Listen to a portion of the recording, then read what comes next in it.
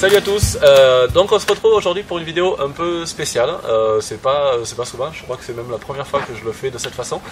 Donc la raison de cette vidéo, c'est un peu pour répondre à pas mal parmi vous de gens qui me posent des questions sur on a envie de s'installer, de créer une forêt fruitière pour faire notre métier, on a envie de s'installer en permaculture, on veut lancer un projet, donc bref, voilà, toutes ces questions un peu autour de vous voulez lancer votre projet en permaculture, en forêt fruitière ou autre, vous savez pas comment faire, vous avez plein de questions, et bien moi, pour m'éviter d'avoir à répondre à chaque fois dans les commentaires à vos petites questions, là aujourd'hui je suis avec des personnes qui ont des projets d'installation, on va voir quel type de projet, qui vont me poser leurs questions. Il y a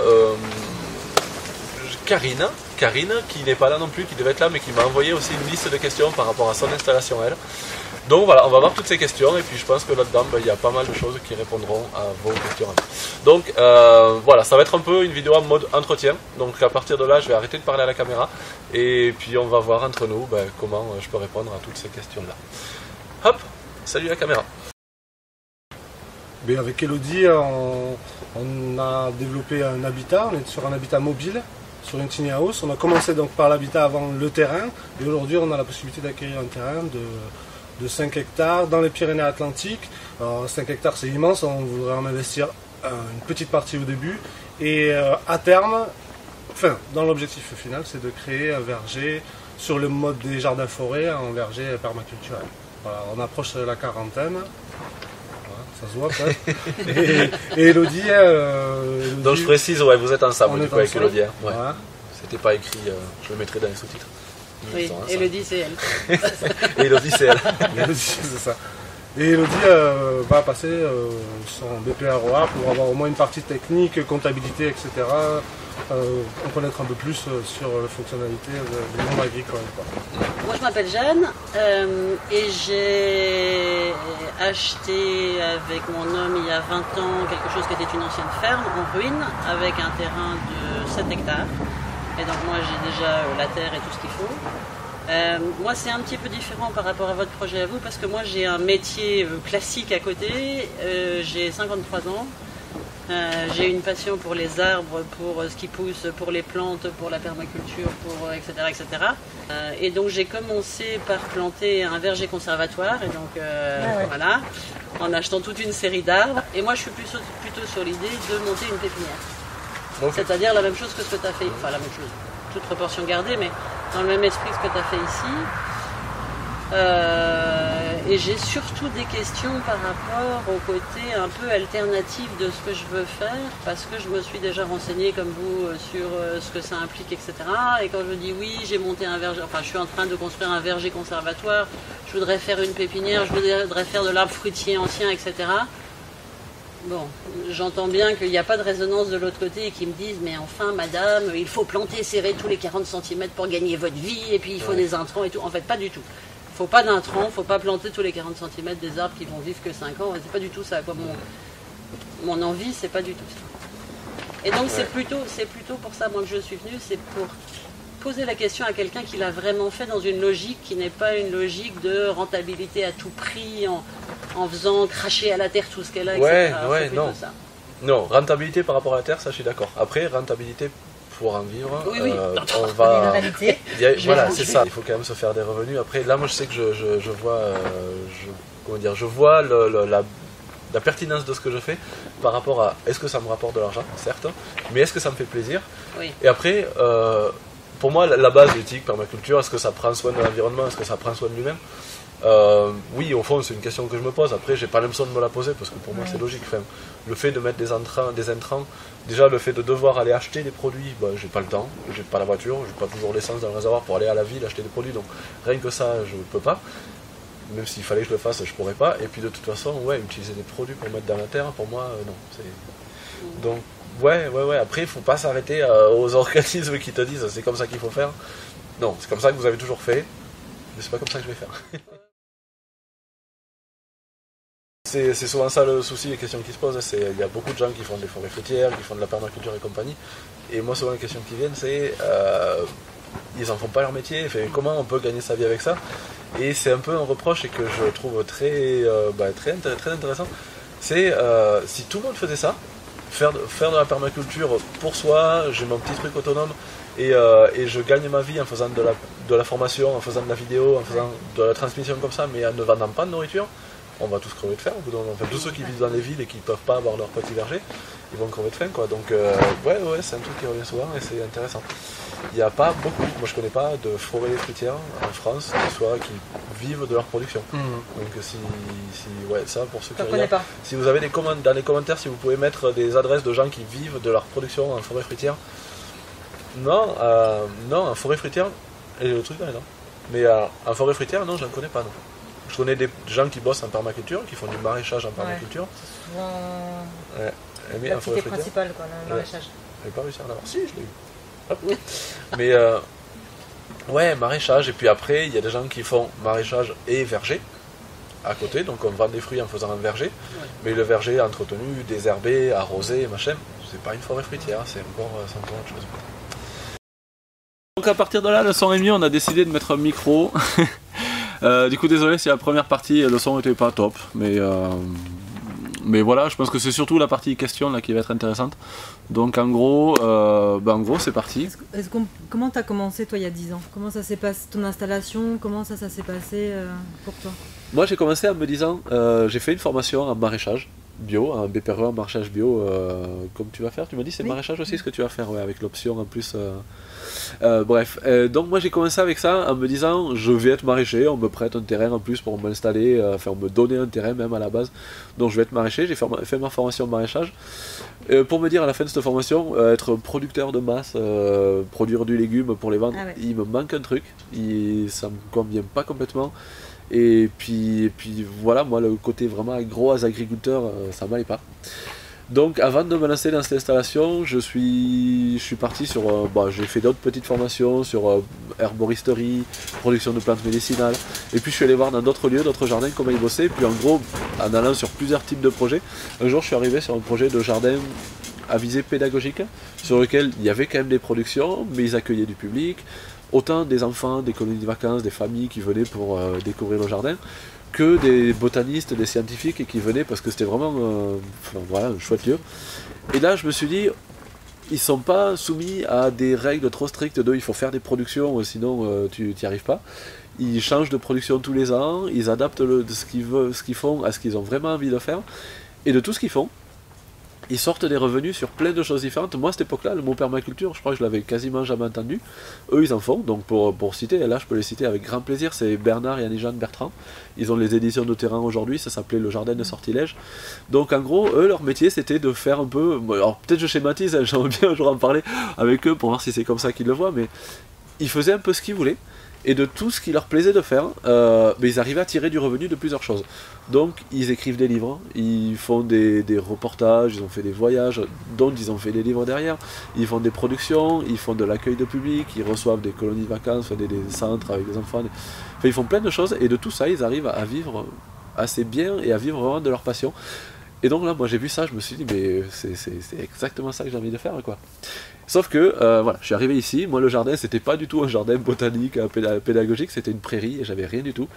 Moi j'avais juste mon petit diplôme BPREA, et donc moi on m'a dit d'abord fais-toi un revenu avec une production, crée ton jardin, et puis petit à petit avec ce qui va se créer tu pourras faire ce que tu veux. Pour l'instant il faut que tu aies une production. Je suis déjà allé visiter des fermes pédagogiques ou élevage, maraîchage, et donc ils avaient un petit coin de jardin avec 3 pauvres tomates qui donnaient rien, une chèvre attachée, c'est pas, là je schématise pas, c'est vraiment ça, hein. Donc un carré de jardin mais qui était sec, qui ne donnait rien, ou peut-être 3 tomates et 2 courgettes, un piquet avec une chèvre attachée, une chèvre naine en plus, je me rappelle, elle était moche comme tout, et ça se disait ferme pédagogique, il y avait... Enfin voilà, ça marchait pas quoi. Et donc moi je me suis dit, je veux accueillir du public, mais je veux dire aux gens, venez voir ce que je sais produire. Pas venez voir les idées de ce qui pourrait se faire, mais en vrai je sais pas le faire. Donc voilà, je suis parti sur un projet de production de plantes. Le maraîchage sur ce terrain, alors là pour l'histoire, allez voir en détail de la vidéo sur mes 10 ans d'erreurs. J'ai essayé de faire du maraîchage la première année, mais j'ai pas d'eau ici, j'ai dépensé une fortune en eau, mais j'ai pas réussi à avoir de légumes derrière. Donc faire du maraîchage ici, trop difficile. Par contre, produire des plantes ici dans la serre, voilà, ça fait 10 ans que je fais ça, que j'arrive à en produire de mieux en mieux. Ça me sort un revenu professionnel, donc je suis cotisant solidaire parce que j'ai une petite production de plantes, mais grâce à l'asso qu'on a à côté, donc on a une association en plus, ça c'est plus récent, hein, ça fait 3 ans. L'association paye une partie des charges des gens qui vivent ici, la nourriture, l'électricité, le téléphone, tout ça. L'exploitation ici paye une grosse partie aussi de l'eau et du matériel des constructions. Et les deux ensemble font que j'ai pas besoin, avec mon exploitation agricole, d'avoir un gros revenu, puisque l'association assure une partie aussi des besoins, des charges qu'on a ici. Et pour l'instant, voilà, le côté cotisant solidaire me convient. Et puis là, l'évolution maintenant de mes revenus, c'est que par le biais des vidéos et de la plateforme Tipeee, les gens qui me soutiennent me font un petit revenu aussi. Donc petit revenu de cotisant solidaire, petit revenu Tipeee, donc pour avoir des revenus perso, l'association à côté qui gère une partie des charges. Tout ça ensemble, ça fait que ça marche. Okay. Là, pour moi, c'est vraiment l'application d'un principe en permaculture qui dit que un élément doit avoir plusieurs fonctions et que chaque fonction doit être remplie par plusieurs éléments. Le côté revenu, c'est assez intéressant de baser son revenu sur plusieurs choses. Si vous voulez être agriculteur et avoir que des productions végétales, vous pouvez faire la même chose sur ce petit point-là, c'est pas baser tous ses revenus que sur les arbres fruitiers. Si tu as un verger, qu'une année tu as eu une gelée tardive, que tu n'as pas de fruits cette année, eh ben, tu n'as pas de revenus cette année. Et les gens qui ont des vergers ou qui font que du verger, voire même qui font que de la pomme et qui ont que 2-3 variétés, ben, le jour où il y a un souci sur cette variété, ou enfin, une gelée sur la floraison de cette variété, tu n'as plus de revenus, quoi. Alors que si tu fais du pommier, du petit fruit, en dessous dans ton verger, tu peux faire un poulailler, tu peux avoir des abeilles à côté. Voilà, tu as plusieurs revenus. Le jour où il y a une production qui marche pas, bah, tu sais que cette année, tu as une partie de ton revenu que tu n'auras pas, mais tu auras le reste. Et tu es moins dépendant de l'État, parce qu'il y a beaucoup d'agriculteurs qui fonctionnent comme ça. Cette année-là, ben, j'ai aucun revenu parce qu'il n'y a pas les pommes. Heureusement, il y a l'État qui subventionne, il y a l'État qui donne les sous. Et du coup, ça veut dire que tu es agriculteur, mais tu ne gagnes pas ta vie avec ton métier. C'est l'État qui te permet d'être agriculteur parce qu'il te subventionne les erreurs de ton système au final. Donc voilà, pour moi, baser ses revenus sur plusieurs revenus, ça peut être assez intéressant. Est-ce que vous vous posez des questions par rapport à la surface dont vous avez besoin pour pouvoir en vivre ou ce genre de choses? Bah nous potentiellement on voulait pas, on part sur un terrain de 5 hectares qu'on ne voulait pas, c'est beaucoup trop grand, donc on se dit que on va en travailler une petite partie et au fur et à mesure des années, peut-être s'étendre en fonction... Ça c'est top. Ouais. Ce qu'on sait c'est que dans un verger, pour un verger bio, avec 1 hectare, en le conduisant bien et en ayant des pommes tous les ans, c'est-à-dire en taillant bien, on peut sortir l'équivalent d'un SMIC. Donc sur une seule catégorie de fruits et plusieurs variétés de pommes, quoi. Voilà, juste verger sur 1 hectare, hein. Ce verger sur 1 hectare, on bio, pourrait sortir ça. On pourrait sortir ça, voilà. C'est ce qu'on sait, quoi. Et donc ça veut dire avec une densité assez importante, quoi. De l'ordre de 3000, entre 3 et 4000 pieds, je crois que c'est ça à peu près à l'hectare pour... J'ai à peu près, moi, 2,8 hectares de champ. Donc la maison, l'ancienne ferme est en bordure de quelque chose qui est un champ. Enfin, qui était un champ, qui est maintenant en transformation vers autre chose. Et donc ça fait 2,8 hectares. Mais j'ai pas l'intention de cultiver tout ça, d'abord parce que j'en ai planté tout un tas j'ai déjà planté des fruitiers partout, donc bon. Mais surtout parce que moi je me pose le problème, et là c'est plutôt retour vers les questions techniques que je voulais te poser, je me pose le problème de la surface nécessaire ou maximum pour ne pas devenir chef d'entreprise agricole. Pour ne pas devoir payer à nos amis de la MSA plein de sous alors que je ne gagne pas d'argent. Et donc là, après, pour moi, c'est bon. Mais moi, je ne veux pas non plus cultiver et vendre des légumes ou des fruits ou je ne sais pas quoi. Moi, je voudrais faire une pépinière. Donc la problématique est un petit peu différente, quoi. Mais là, moi, il faut que je reste en dessous d'une certaine surface pour être cotisant solidaire et pour ne pas devenir chef d'entreprise. Exploitant agricole. La question est chouette parce que moi, la façon dont elle m'a été posée, je suis pas sûr que c'était ça l'idée derrière. Et souvent, on me demande combien il y a besoin de surface pour en vivre, quel revenu on va pouvoir faire tout ça, mais on passe pas au côté législation. Oui. On commence par ça pourtant. Quand on rentre dans le concret, parce que ça c'est la question qu'on se pose avant de se lancer dans le projet, où moi j'aimerais avoir tant de surface et tout ça, on a des rêves de terrain où je vais avoir 1 hectare de forêt fruitière machin. Et donc concrètement quand on se lance dans un truc où ok je vais être officiellement agriculteur, ou être dans le monde agricole, c'est la question qui vient derrière. Donc la question c'était quelle surface il faut, ou à partir de quelle surface on est agriculteur et en dessous de quelle surface. Alors déjà pourquoi? Parce que quand on est agriculteur, peut-être que vous le savez, mais c'est les charges, on paye beaucoup plus de charges, on cotise beaucoup plus. Mais quand on est agriculteur, on est reconnu socialement par la MSA, enfin par l'État, on a droit aux aides, on a droit aux accompagnements. Quand on est cotisant solidaire, donc cotisant solidaire, c'est le statut en dessous, si on n'a pas assez de surface agricole, on est considéré comme cotisant solidaire. Donc pour la chambre d'agriculture, c'est pas un statut. Hein. Non, c'est pas un statut. Je sors de ma réunion, elle m'a dit ce n'est pas un statut. C'est pas un statut, c'est un statut provisoire en fait, c'est un statut en vue d'avoir un vrai statut, quoi. C'est un faux statut. Bon, sauf que ce statut, entre guillemets, ce faux statut, il plaît à beaucoup de gens et il plaît, enfin moi je le trouve intéressant. Et du coup, quand on est cotisant solidaire, on paye beaucoup moins de charges, on est assujetti à beaucoup moins de charges. Par contre, pas de reconnaissance sociale, pas droit aux aides agricoles, pas droit aux accompagnements agricoles, on cotise pas pour la retraite, du coup, très difficile d'être reconnu. Et donc, les chiffres en maraîchage, à savoir que en arboriculture, en horticulture, enfin pépiniériste et compagnie, c'est pas les mêmes surfaces, mais juste je donne un peu cette réponse pour que ça donne une idée de comment ça marche. En maraîchage, à partir de 8000 m² de surface cultivée, donc la surface cultivée, c'est vraiment vos zones de culture, moins les allées, moins les passages, tout ça, donc vos zones de culture tout additionné, ça vous donne un chiffre, et donc la SMI, tu disais, donc la surface minimum d'installation, c'est, je disais 8000, la surface minimum d'installation en maraîchage, c'est 1,6 hectare, et on est considéré comme agriculteur à partir du moment où on a la demi-SMI, la moitié de 1,6 hectare, donc 8000 m². Si on a moins que ça, on est cotisant solidaire. Donc j'imagine qu'en arboriculture, en pépiniériste, en production d'arbres fruitiers, en production de fruits, ça marche de la même façon, sauf que c'est des plus grosses surfaces. Et juste moi pour le petit truc, et donc on va placer un thème que j'aime pas trop placer, mais parce que c'est sujet à débat, on en parlait tout à l'heure, le bec et loin, mais ils sont super intéressants quand même par rapport à ça. En classique, donc même en bio, on est quand même reconnu par ces chiffres classiques. Ils estiment qu'il faudrait 8000 m² de cultivé pour en vivre. Le bec et loin, ils ont réussi à prouver quand même qu'avec 1000 m², on arrive à en vivre. Donc ça veut dire qu'avec les méthodes un peu classiques, voilà, tout en ligne droite, bien désherbé et compagnie, pas de culture mélangée, pas d'association, tout ça, il faut 8000 m² pour en vivre. En permaculture, en association de culture, en faisant des bonnes rotations, on arrive à vivre sur 8 fois moins.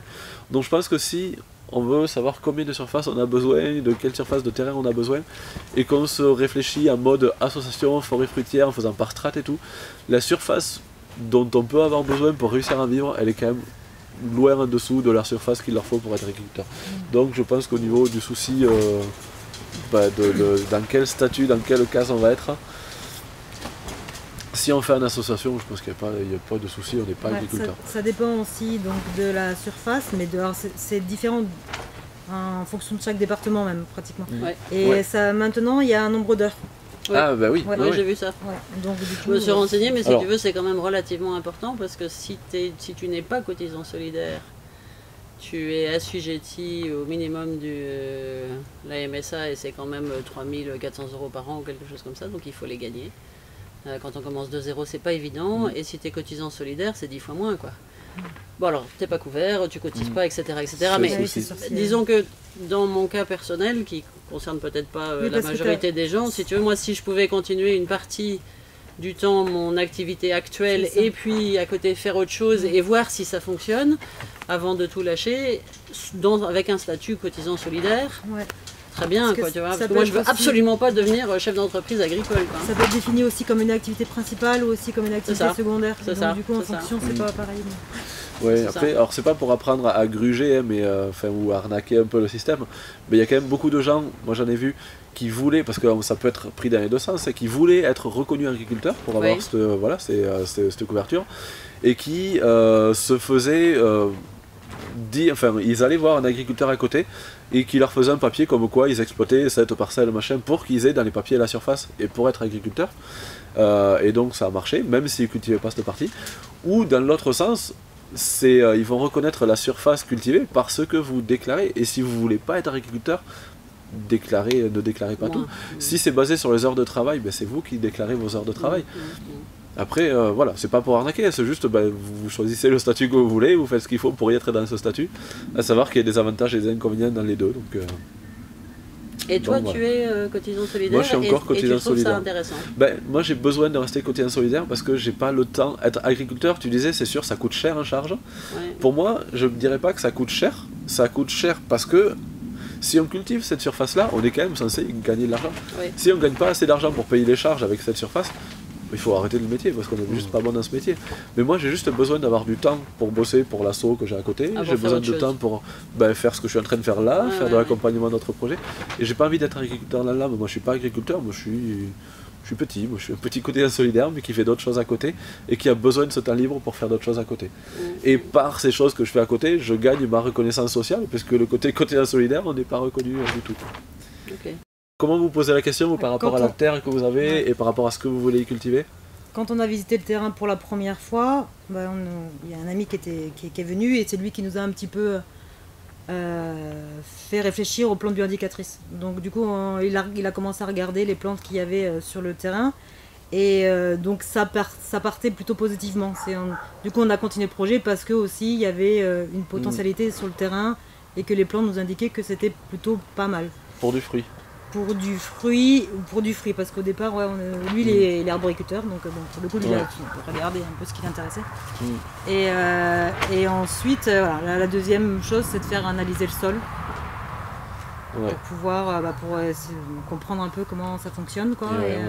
Mais après, c'était pas vraiment un frein, la qualité du terrain. On aurait pu adapter nos cultures à tel type de sol. On sait très bien que sur terrain limoneux, on peut aussi faire du fruit, c'est pas un problème. Mais par contre, il y a certains porte-greffes qui vont moins bien se comporter, qui vont faire de moins belles racines, qui vont tomber au moindre coup de vent s'ils sont pas lissés, par exemple. Des choses comme ça. C'était pas vraiment un frein, mais là, le fait qu'il y ait de la forêt autour, qu'il y ait plusieurs pentes et tout ça, c'est plutôt agréable en fait. Ça augmente donc les possibilités, ça fait réfléchir davantage par rapport aux emplacements des choses, de la maison, etc. Mais c'est plutôt intéressant. Quoi, Après, au niveau de la terre, je regardais une vidéo sur... Tu es au soleil, toi. Attends, vas-y, continue. Je regardais une vidéo sur Eric Pétiot. C'est bon, ouais. Tu vois qui c'est, Pétiot? Ouais, complètement, ouais. Et donc, du coup, lui, la question du youtubeur, c'était... voilà, j'ai un terrain, j'ai un sol, qu'est-ce que je peux faire si je commence? Comment je dois faire si je commence et que j'y connais pas grand chose et Pétiot il préconisait donc du coup de mettre d'abord avant toute exploitation de mettre un engrais vert. Donc lui il préconisait luzerne et facélie par rapport aux racines que va procurer cet engrais et après du basalte. Et ensuite on pouvait commencer à imaginer quelque chose. Ok. Ouais. Voilà. La question des engrais verts elle est mitigée. Pour certains c'est bon, pour certains c'est pas très bon. C'est bien pour enrichir, je pense, au début, pour ramener de l'azote, tout ça. Après, il faudrait pas faire que des engrais verts tout le temps. Ou alors, il faudrait pas le faire de... Ça dépend, enfin... Pour moi, la définition d'engrais vert, c'est là qu'il faut faire attention. Pour certains, engrais vert, c'est la plante, tu la fais pousser jusqu'à avant le début de floraison. Et là, tu la fauches et tu la mets en terre comme ça. Pour moi, si tu fais ça trop longtemps, tu vas appauvrir ton sol en matière organique carbonée au final, parce que tu vas enrichir en azote, mais les plantes elles vont se nourrir du carbone du sol et elles vont pas en reformer elles-mêmes et du coup tu l'appauvris. Donc pour moi l'idée d'un engrais vert c'est plutôt de le laisser se développer jusqu'au bout. Et pour certains c'est pas ça la définition d'un engrais vert. Donc si c'est utilisé de cette façon-là, il faut faire attention. Bon voilà, ça c'est encore un autre thème. Moi la question je la posais par rapport au type de terre, c'est souvent les gens ils arrivent sur un terrain en se disant on veut cultiver, moi je veux faire du petit fruit, j'ai acheté des terres et je veux faire du petit fruit là, et puis après on va analyser la terre et puis on s'aperçoit que c'est pas bon et on va essayer soit de l'acidifier, soit de la rendre moins acide selon comment elle est. Pour moi ça c'est très difficile, déjà ça prend beaucoup de temps, donc vous c'est top si elle est 6,5 tu dis le pH 6,5 ouais, déjà pour moi ça c'est vraiment idéal pour faire du petit fruit, entre 6 et 7, en dessous de 7, pas trop en dessous de 6 c'est pas mal. Après si vous êtes sur une terre trop calcaire ou trop acide, il faut adapter, donc ce que tu disais aussi, il faut adapter la culture à la terre et on ne peut pas changer la terre. Au final la roche-mère qui est en dessous qui donne le pH à la terre, les racines des arbres surtout, une fois qu'elles vont arriver à la roche-mère, de toute façon, vous pouvez changer le pH de la terre sur la couche arable autant que vous voulez, en profondeur, vous ne la changerez pas. Quoi. Donc voilà, s'adapter à ça. C'est les analyses. Et Après, je crois qu'il y a nous, à côté de chez nous, c'est les lycées agricoles qui fait des analyses. Donc on n'est pas obligé de faire venir les bourguignons par exemple. Ouais, après tu as tout ce qui est plantes bioindicatrices, par ceux qui poussent sur ton sol, tu peux réussir à voir. Après c'est sûr que d'avoir quelqu'un qui s'y connaît vraiment, qui te dise ton pH il est de temps. Quand on s'y connaît pas, c'est vrai que ça rassure plus que de se dire bon j'ai vu que dans le bouquin s'il y a ça qui pousse, puis j'avais vu qu'il y en a une qui pousse là-bas, donc c'est bon. Ouais, ça rassure pas toujours. Ouais. Toi ton pH, tu sais de combien il est? Non, mais chez moi c'est argilo-calcaire. Ok, après il faut voir à quel point c'est calcaire. C'est très calcaire et j'ai 15 cm de terre. Ah ouais. Moi je suis sur le plateau calcaire. D'accord, et tu as planté des arbres fruitiers? Et j'ai planté des arbres fruitiers, mais j'ai... Pas du tout. Pas du tout. Parce que souvent sur du trait calcaire, c'est pas évident. J'ai planté des arbres fruitiers, donc j'ai, au fur et à mesure des années, je pense, essayé toute une série de stratégies. Un, parce que j'ai pas de terre, et deux, parce que j'ai pas d'eau. Okay. Et donc j'ai vraiment choisi de planter des trucs tout à fait adaptés à mon terrain. Tu vois. La lavande, ça pousse très bien. Le fruitier, ça pousse moins bien. Et donc au début, on a fait des très gros trous à la baramine, à la pelle mécanique, etc. Et on a essayé de mettre de la terre dedans. Alors ça fonctionne, ça vivote pendant quelques temps et puis ça, voilà, ça donne rien. Maintenant, j'apporte plutôt des choses, c'est-à-dire que je construis en hauteur. Et donc, si tu veux, je fais en sorte qu'ils ne crèvent pas dans les 2 premières années de leur vie. Et après, généralement, ça va. Mais si tu veux, ils vivotent pendant 4-5 ans. Et puis, une racine trouve c'est ça. un trou quelque part dans le rocher et passe. Et après, c'est fini. Après, ça pousse. Bon, et je mets aussi pas, tu vois, je mets pas de myrtille, je mets pas... Enfin, je mets du prunier, je mets du pommier, je mets des trucs qui poussent dans le calcaire, quoi. Mais moi, c'est plutôt... Et après ça, les racines des arbres elles peuvent aller très très loin et au final il suffit qu'elles trouvent une faille dans une roche et qu'elles arrivent à descendre. Ça sera un bon terrain d'étude chez toi dans 10 ans. Ouais, mais si tu veux, c'est exactement ça qu'elles font. Donc si tu veux, je vois les arbres qui végètent. Alors il y en a qui crèvent tout de suite la première année, bon, c'est mort. Je les vois qui végètent, tu vois, ils ont 2-3 branches scrofuleuses comme ça qui essayent de pousser, qui sèchent, etc., etc. Et puis au bout de 3, 4, 5 ans, ça dépend. S'ils sont pas morts, ils trouvent. Tu vois, s'ils sont pas morts entre temps, ils trouvent un trou, ils trouvent une fissure, ils trouvent un machin, ils se sont étendus ou bon, je sais pas ce qui se passe, mais si tu veux, tout d'un coup, je vois que l'arbre commence à faire des branches et à devenir un arbre qui s'équilibre, etc. C'est en particulier vrai pour les abricotiers. Pour les figuiers, moi j'ai vu beaucoup ça ici. Oui, pour les figuiers, le figuier, ça pousse assez facilement encore. Mais tout ce qui est, et puis tout ce qui attrape la cloque. Ça, alors ça, tous les pêchers, tous les brugnons, toutes les nectarines et tout ça attrapent la cloque. Et alors là, ceux-là, s'ils crèvent pas, ils vivotent pendant quelques années, puis après, hop. Et s'ils ont survécu, ils s'y mettent. Mais c'est ça, mais comme quoi adapté à son sol. Après, pour ce qui est intéressant, c'est que les arbres, ça se greffe donc et tu peux adapter le porte-greffe à ton sol aussi. C'est vrai que moi ça me fait penser, il y a plusieurs façons pour les arbres vraiment de réussir à s'adapter. C'est déjà trouver le porte-greffe adapté à votre type de sol et compagnie. S'il n'y a pas beaucoup de terre, par exemple, pas beaucoup de profondeur, tu peux peut-être trouver des porte-greffes, genre les EM9, les trucs qui sont pas très vigoureux, qui font pas des gros arbres, mais qui du coup vont pas s'enraciner trop profondément, qui ont des durées de vie donc un peu plus courtes, mais ça peut s'adapter sur des petites profondeurs.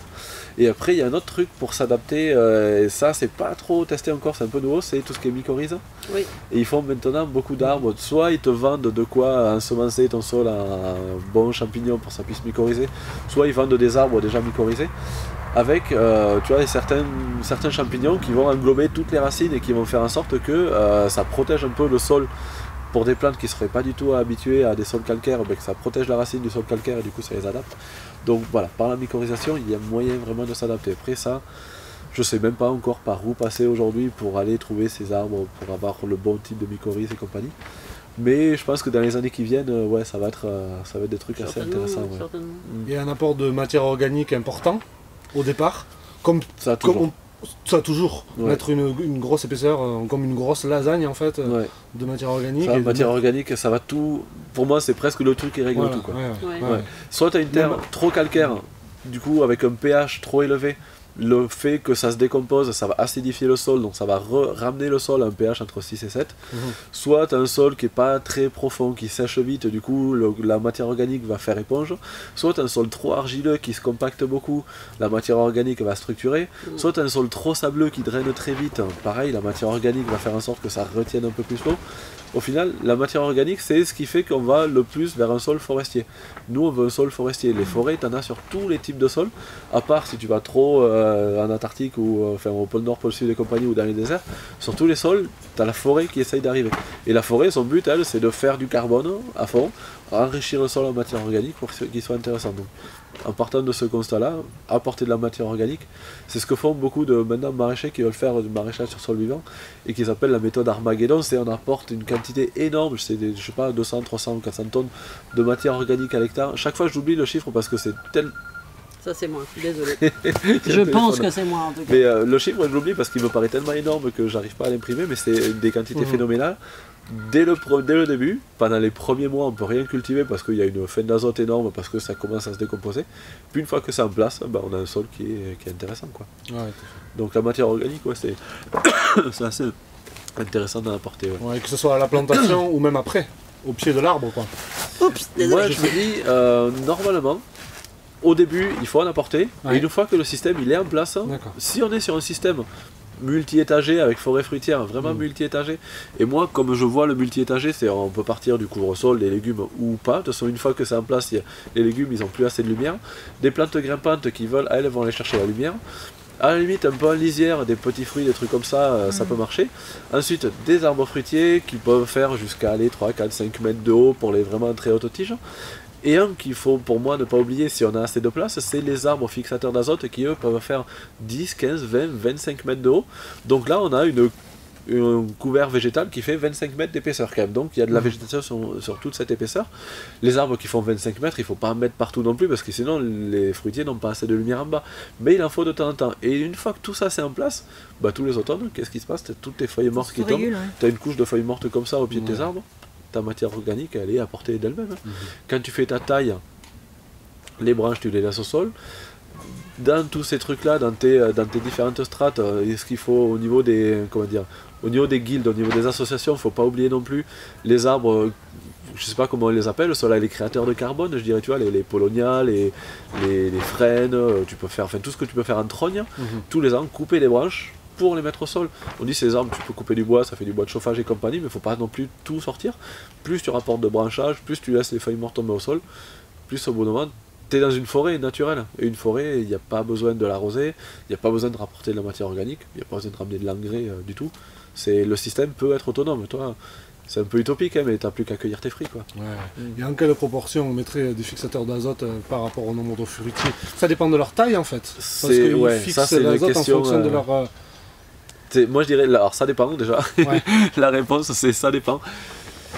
Il y a plein de façons de le dessiner et celle-là pour moi la limite c'est l'imagination. Avec ton imagination tu peux le dessiner de plein de façons. Alors moi le seul truc que je peux te donner c'est par exemple là nous comme on est en train de la faire, on est en train de faire en sorte que notre forêt fruitière elle ait le plus de lisière possible. Donc on la dessine en vraiment des circonvolutions comme ça énormes et sur chaque circonvolution il y a encore des petites circonvolutions. Ça fait un peu les villosités intestinales, je sais pas si vous vous rappelez en biologie, on a vu un peu, c'est plus tu regardes de près, plus tu vois qu'il y a des circonvolutions, et du coup ça veut dire qu'il y a beaucoup de surface de lisière, et surtout donc nos bandes d'arbres fruitiers, elles sont assez écartées les unes des autres, ce qui fait qu'on n'a pas de problème de lumière. On peut avoir des fixateurs d'azote qui vont faire 15-20 mètres de haut au milieu, c'est-à-dire que quand le soleil sera au-dessus, les arbres fruitiers seront complètement à l'ombre, donc là on s'en fout puisque de toute façon le matin et l'après-midi ils seront au soleil, et du coup là on peut les mettre assez denses. On va mettre un fixateur d'azote comme ça tous les, que je me souvienne, tous les combien ils sont, mais plus ou moins tous les 10, allez tous les 8-10 mètres. Donc pour un arbre qui fait 15-20 mètres de haut, ça fait assez proche au final. Et entre ça on va mettre des arbres fruitiers qui eux seront tous les, je me souviens plus, tous les 3 mètres. Tous les 3 mètres, donc là aussi c'est assez dense. Et puis après tout le tour des petits fruits qui eux seront tous les 5 cm. Au final ça sera des buissons hyper denses et qui feront des lisières autour de tout ça. Donc la densité fait de cette façon elle peut être assez forte. Après si c'est sur un truc boisé où t'as pas de zone de lisière, enfin de zone de prairie entre tes lignes d'arbres, là il va falloir le faire différemment. Moi je dirais, c'est pas forcément au niveau de la densité qu'on peut le voir, c'est au niveau du temps d'exposition, du temps de soleil que vont avoir tes arbres. Si tu mets tes arbres qui sont loin au-dessus, qui peuvent faire beaucoup d'ombre, de manière assez dense, de manière à ce que tes arbres fruitiers n'aient plus assez de lumière, tu n'auras plus assez de fruits, tu auras beaucoup d'azote mais plus assez de fruits. Donc il faut t'imaginer tes arbres une fois adultes, ton soleil, comment il passe en été et en hiver. Les deux sont importants.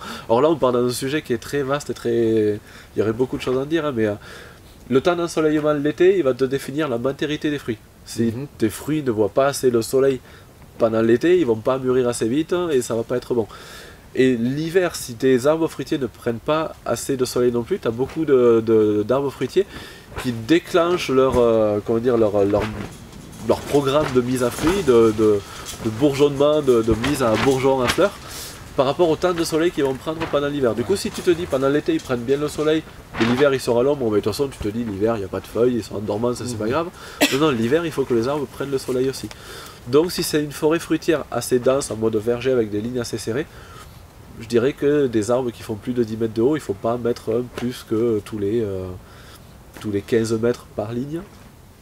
Tu peux mettre des arbres plus petits, tu peux mettre des arbres à azote que tu vas tailler, du coup tu vas pouvoir les mettre plus denses. Le fait de tailler, ça va aussi apporter de l'azote par la décomposition de la matière organique. Donc, voilà, beaucoup de possibilités. Après, quand tu le mets en place, voilà, réfléchir au temps de lumière, au temps d'exposition, été comme hiver, à la taille que tu peux faire sur les arbres par rapport à la lumière qu'ils vont apporter, enfin l'ombre qu'ils vont apporter. Voilà. Je suis pas sûr que ça réponde vraiment à la question, mais ça apporte les détails qu'il va falloir. Je pensais qu'on pouvait déterminer par rapport au temps d'ensoleillement et à la surface foliaire d'un arbre, enfin je ne sais pas si on peut parler de surface foliaire, mais la circonférence d'un arbre par exemple. Donc, je pensais qu'on pouvait déterminer quel apport on pouvait avoir, que ce soit en azote, d'ailleurs en potassium aussi, etc. Quoi. Je pensais qu'on pouvait être assez précis là-dedans. Et... Pas tant que ça. Ouais, d'accord. Pas tant que ça, c'est pas évident, ça dépend vraiment de beaucoup de choses, du format de l'arbre et compagnie. Après, j'ai vu par rapport à... Il y avait un truc là où c'est précis et je peux te répondre souvent dans les vergers maintenant qui sont faits en réflexion avec l'apport d'azote de tes arbres fixateurs d'azote et de tes fruitiers. On disait, c'est sur une ligne, c'est un arbre sur toi fixateur d'azote. Ça veut dire tu mets deux arbres fruitiers, un fixateur, deux arbres fruitiers, un fixateur. Ça veut dire que chaque arbre fruitier a sur au moins un des deux côtés un fixateur d'azote. Si ce fixateur d'azote il est assez grand, il peut nourrir plus. Il peut nourrir plus et c'est surtout, déjà si tu fais sur des lignes intercalées, tu peux te dire que sur ton arbre, s'il n'en a pas un d'un des deux côtés, il en a peut-être un sur la ligne à côté, et que si ta ligne, avant ce qu'on disait, si ta ligne elle est à 10 mètres là-bas, non, lui il apporte pas. Là aujourd'hui, maintenant, ce qu'on s'aperçoit, c'est qu'au niveau des racines, un arbre qui fait 10 mètres de haut, ses racines, elles vont pas autant en profondeur que ça. La profondeur des racines, en moyenne, c'est entre 1,50 m et 2,50 m. Donc pour tous ceux qui se disent, on voit des racines des arbres dans les grottes, des fois à 100 mètres de profondeur et compagnie. Alors, je dis pas qu'il n'y en a pas, il y a certaines racines qui vont là, mais la plupart des racines pivots ne descendent jamais au-delà des 2,50 m. Peut-être 3 mètres pour ceux qui vont très profond, mais pas plus que ça. Par contre, là où les racines, ça va très très loin, c'est au niveau horizontal. Les racines, elles n'ont aucun intérêt à aller trop en profondeur, si ce n'est pour aller chercher de l'eau de temps en temps, mais c'est pas ça le plus gros intérêt. La plante, elle veut se nourrir en continu. C'est pas l'eau le plus important, c'est la matière, les matières minérales qui viennent de la décomposition de la matière organique qui est à la surface du sol. Donc les racines, elles vont sous la surface du sol, très très loin. Et un arbre qui fait 10 mètres de haut, ses racines, elles vont au moins à 10 mètres de lui, voire en général entre 10 et 15 mètres de lui. Du coup, si tu vois schématiquement, ton arbre il est comme ça, s'il est haut comme ça, les racines elles sont là-bas. Donc si tu as des lignes qui sont espacées de 10 mètres, mais que tu as un arbre qui fait 15 mètres de haut sur la ligne à côté, bah, il va sur ta ligne, et il va peut-être même sur la ligne qui est encore au-delà là-bas. Donc au niveau des échanges racinaires par les mycorhizes, ça va très très loin. Et on peut aller encore au-delà de ça. Maintenant, alors ça c'est une vidéo, j'ai entendu Hervé Coves qui est à fond sur tout ce qui est champignons, mycorhizes. On dit c'est bien d'avoir, si par exemple tu as un vieux pommier qui pousse sur ton terrain, c'est très très bien parce que lui, par les mycorhizes, il va communiquer un petit peu avec tes autres arbres fruitiers. Et un vieil arbre fruitier, un vieux pommier, tout ce qu'il a un peu vécu, tout ce à quoi il a survécu dans sa vie, il va un peu aider les jeunes arbres autour de lui à mieux survivre aux attaques, aux maladies et compagnie. Et la distance qu'il donne, c'est à peu près, alors je sais plus si c'est 150 ou 250 mètres. C'est-à-dire que si tu as un terrain qui fait 100 mètres de long et qu'à un bout tu as un vieux pommier, c'est pas ses racines à lui, hein, c'est pas ses champignons à lui, c'est par ses racines il va communiquer avec d'autres plantes qui vont communiquer avec d'autres plantes par les mycorhizes. Les messages ils vont très très loin, tu sais, c'est comment ils appellent ça, enfin, comme le World Wide Web mais en mode Food Forest Wide Web, je sais pas, il y a un nom. C'est une espèce de toile d'araignée où tout communique au final. Donc il n'y a pas besoin d'avoir trop de proximité. Du coup, l'échange d'azote et l'apport de matière, potassium et compagnie, et azote, par les racines, il n'y a pas besoin que ce soit trop proche. Du coup, tu n'as pas besoin d'avoir un fixateur d'azote trop proche de tous tes arbres. Par contre, pour que ça marche, ça veut dire qu'il faut respecter la vie du sol, ne pas trop travailler le sol, ne pas perturber le sol pour que ces mycorhizes puissent se mettre en place. Puisque le travail du sol perturbe les champignons, et une mycorhize, ça se fait pas c'est pas en plantant un légume que tout de suite il est mycorhize, il faut des années et des années. Donc voilà, respect du sol, couverture de sol, protection du sol, végétalisation du sol au maximum, donc le plus possible de végétaux partout, et puis ça se met en place. Hein. Je fais des réponses un peu longues là, je vais peut-être essayer d'être plus... Financièrement, comment tu t'organises quand tu es cotisant solidaire et que tu n'as pas forcément d'aide comment tu démarres si tu n'as pas forcément un parent solitaire. Qui te donne... voilà, c'est ça. Cotisant solitaire, c'est souvent ça au début, ouais. Comment tu t'organises pour pouvoir acheter le matériel que tu as besoin si tu n'as pas d'argent, de toute façon, il faut réussir à faire ça. Ou tu commences avec déjà un budget. On parlait tout à l'heure, si tu pars agriculteur et que tu as la DJA, la DJA pourrait te servir à acheter du matériel, sauf que concrètement, tu verras, c'est ce qu'ils te diront en BPRA, la DJA, elle n'est pas là pour acheter ton matériel pour pouvoir commencer avec zéro argent. La DJA, elle est là pour t'assurer un fonds de roulement, pour peut-être te payer tes charges à la fin de la première année, pour tes petites plantages de cours d'année où tu as des trucs que tu n'attendais pas, tu as de quoi payer un peu, mais il ne faut pas compter sur ça, te dire j'attends ma DJA pour acheter tout mon matériel pour commencer, c'est pas viable non plus. Donc soit tu vois avec la famille, les copains, faire un financement participatif, soit tu arrives à trouver de l'argent pour avoir un peu de matériel, soit tu arrives à trouver des banques sympas et puis la famille toujours pareil pour te soutenir, faire un peu, valider ton truc derrière pour avoir un petit emprunt pour pouvoir lancer, c'est une autre façon de faire que moi j'ai pas voulu faire parce qu'à partir du moment où l'argent la banque te prête de l'argent, tu deviens un peu menotté par la banque, j'exagère un poil en disant ça mais voilà, c'est mon vécu qui me fait me dire voilà, faut faire attention à ça aussi. Soit tu pars tout doux, alors moi c'est vraiment ce que j'ai choisi, c'est partir avec très peu de matériel, j'ai eu un petit peu de sous quand même pour commencer, donc j'ai eu de quoi m'acheter une serre, un motoculteur qu'au final j'aurais pu ne pas me l'acheter, mais à l'époque je savais pas, et puis de quoi commencer à construire un peu la cabane, mais pas plus de matériel que ça.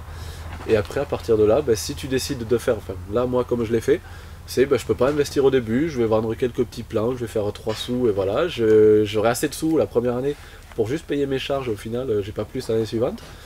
Quand tu as un peu de trucs de coups durs qui te tombent dessus, tu empruntes de l'argent à droite à gauche, et moi j'ai passé 2-3 ans à être vraiment à découvert les premières années, à galérer, mais à pas lâcher l'affaire. Je pense que aussi ce qu'il faut c'est mentalement te dire c'est mon projet, il peut m'arriver n'importe quoi, je vais me casser la gueule 100 fois s'il faut, mais je vais continuer, je vais y arriver. La motivation, je pense que ça sert beaucoup. Et après, réussir à rentabiliser le plus vite possible ton activité en n'ayant pas trop besoin de matériel.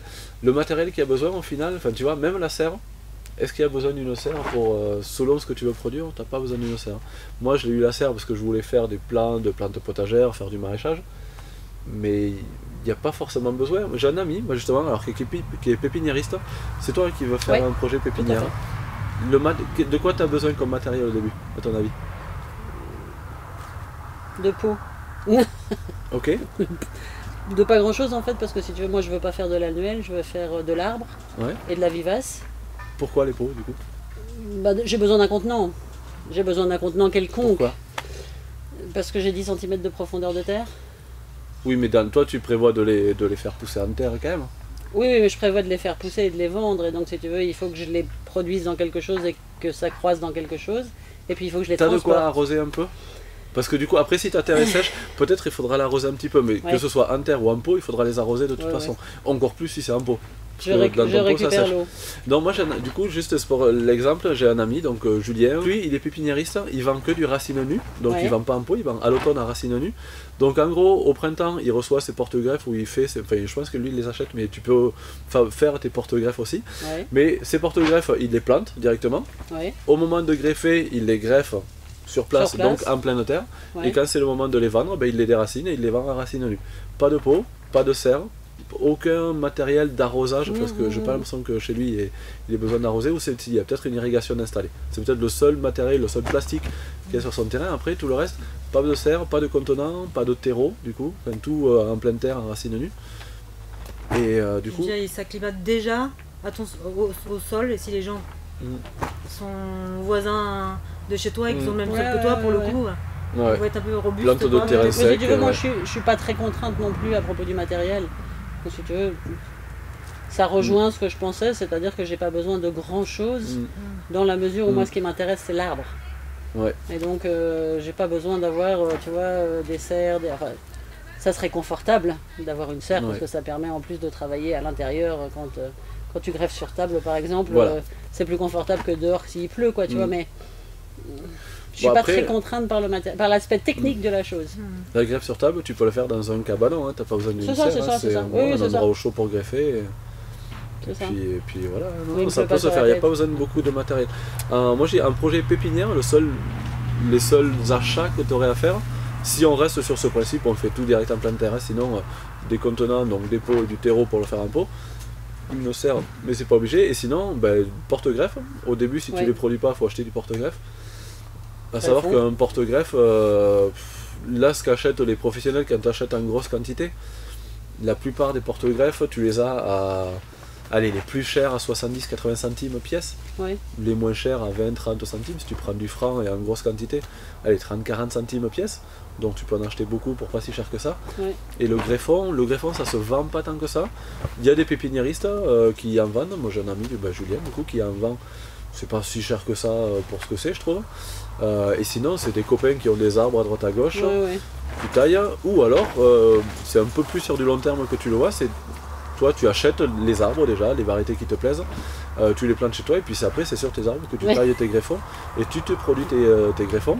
Tu peux semer, alors tout l'hiver tu manges des pommes, des poires et tu sèmes tes pépins et tu te produis du coup tes porte-greffes, c'est que du franc. Après Ouais. si tu veux du M106, si tu veux des trucs un peu plus originaux, c'est pas pareil, mais sinon tu te produis tes francs et tu produis tout. Hein. Le matériel qu'il faudra, si c'est un bon couteau à greffer. Ouais. Et encore que avec n'importe quel couteau aiguisé de la bonne façon ça marche. Puis voilà, le matériel de greffe ça coûte pas des fortunes. Non. Donc voilà, pas grand chose. L'importance de pourquoi tailler ou ne pas tailler, greffer ou ne pas greffer. Pour moi, la taille d'un arbre, c'est juste pour l'aider un petit peu. Donc on va essayer de voir comment il veut se développer, vers quelle forme il va aller, vers quelle taille il veut aller, et de quelle façon lui il va vouloir se développer. Et on va jouer un petit peu avec ça, on va l'aider. Si on voit que, par exemple, on voit beaucoup de branches, souvent quand il y a souvent des branches mortes, des branches qui sont toutes séchées quand on est là en période de taille. Et les branches séchées, c'est celles qui ne voient pas beaucoup de lumière. Donc quand on voit qu'une branche, elle a mis des fruits, elle s'est mise à pencher, tu as une autre branche qui va partir au-dessus. Et on sait que ces branches qui sont en dessous, qui voient moins la lumière, vont moins faire de fruits dans les années d'après, c'est les autres qui vont prendre le relais. Et d'autres vont prendre le relais, puis ces branches qui sont en dessous, au bout de 2, 3, 4 ans, elles ne prendront plus de lumière et c'est celles-là qui vont finir par sécher. Donc quand on connaît ce processus-là, on sait que cette branche, une fois qu'elle a produit et qu'elle est sur une période où là elle va moins produire, plutôt que d'attendre 2-3 ans et de se dire on sait que celle-là va sécher, on accélère un petit peu, on va tailler celle-là. Donc c'est pas... Il y a beaucoup de gens qui se disent on veut faire du tout naturel, on veut ne pas tailler. On a lu La Révolution d'un seul brin de paille et on a vu, vous avez lu celui-là ou pas? Ouais. Et on a lu que on fait tout naturel, on ne le taille pas. Moi quand je l'ai lu pareil, je voulais pas tailler du tout. Je suis allé faire des stages de taille où il m'a expliqué tout en long, en large, en travers pourquoi on devait tailler, où je me suis dit mais en fait si je veux tailler. Donc si on ne taille pas un arbre, et on en parlait pour la vigne tout à l'heure, si on ne le taille pas, il va faire ce qu'il a envie. Et qu'est-ce qu'il a envie de faire l'arbre comme toute plante, comme tout être vivant je dirais, il veut se reproduire. Un arbre pour se reproduire, il va faire beaucoup de fleurs, beaucoup de fruits, beaucoup de graines, et il va pouvoir comme ça avoir beaucoup de descendants. Et nous ce qu'on veut, on ne veut pas avoir beaucoup de... Alors imagine un pommier ou un pêcher qui fait des petits fruits comme ça, ils vont pas être très sucrés, ça va être des petits fruits acides comme les pommes sauvages. Et nous, ce qu'on veut, c'est plutôt des gros fruits bien charnus, bien sucrés, qui ont du goût. Donc si on ne taille pas un pommier, il va faire beaucoup de pommes, qui ne seront pas forcément super bonnes, et il ne va pas les faire tous les ans. Parce qu'un pommier qui fait beaucoup de pommes, il les fait une année, et l'année suivante, il va en faire un petit peu moins. Et il va faire le plein de réserves, et puis l'année d'après, il en fera beaucoup, et puis pas beaucoup. C'est l'alternance de production, on appelle ça. Si on ne taille pas, c'est comme ça qu'il va aller. Pourquoi pas? Si c'est ça si c'est ce qui convient, c'est d'avoir un an sur deux plein de petites pommes acides, pourquoi pas? On peut faire du cidre. Puis ça marche tout seul, il n'y a rien à faire. Par contre, si on taille, on va avoir moins de fruits, mais du coup des fruits plus gros, moins de fruits, du coup des fruits tous les ans. Et le fait de le tailler, on va supprimer le bois qui va bientôt mourir, on va avoir moins de maladies, moins de ravageurs, parce que la lumière va mieux rentrer dans l'arbre et l'air va mieux circuler. Du coup, on va peut-être même rallonger leur durée de vie, parce qu'on va calmer un peu les attaques, les maladies. On va avoir une meilleure production, plus régulière. Alors du coup, quand on te dit ça, tu te dis, mais en fait, oui, ici, en fait, il faut tailler. Par contre, tailler, mais pas n'importe comment. Voilà, taille douce, voilà, la taille douce, c'est intéressant. Taille douce, c'est vraiment ça, c'est juste voir comment veut se développer l'arbre, vers où il veut aller. On sait que dans quelques années, cette branche, elle ne voit pas de lumière, elle va être perdue. On la coupe. On sait qu'une branche qui part vraiment en fourche, en 2 parties, ben, ça va fragiliser cette partie. Puis en plus, le débit de sève va être divisé par 2, du coup, les 2 branches ne vont pas beaucoup produire. Et ben, on va tailler une des 2 fourches, celle qui part vers le bas pour que l'autre fasse du fruit et vienne prendre la place. Ben, tu te dis, au final, on va juste améliorer la production. Du coup, pourquoi ne pas tailler? Donc, on peut ne pas tailler, mais je ne dis pas qu'il faut le faire. Mais si vous voulez beaucoup de fruits, des productions régulières, des arbres en bonne santé et des fruits gros et charnus, la taille aide à ça. Un arbre qu'on ne greffe pas, on ne saura pas avant 7, 8, 10 ans, 12 ans, on ne saura pas qu'est-ce qu'il va produire. Si c'est juste un semis, ça sera quelque chose, pour les pommes, poires en tout cas, ça va être quelque chose de complètement aléatoire. Donc le fait de greffer, c'est déjà, on va accélérer la mise à fruit, on va être sûr du fruit qu'on aura. Et puis le fait de greffer, ça veut dire on peut greffer n'importe quel fruit sur n'importe quel porte-greffe, et ça veut dire on va pouvoir adapter à notre sol. Donc c'est toi qui es sur de l'argilo-calcaire. Donc imaginez, vous avez un fruitier qui pousse sur sol acide et vous le voulez sur votre sol qui est plutôt calcaire. Et bien le fait de choisir un porte-greffe adapté au sol calcaire, ça va permettre de pouvoir cultiver un peu n'importe quoi sur n'importe quel sol. Tout ça c'est valable pour tout ce qui est fruits à pépins.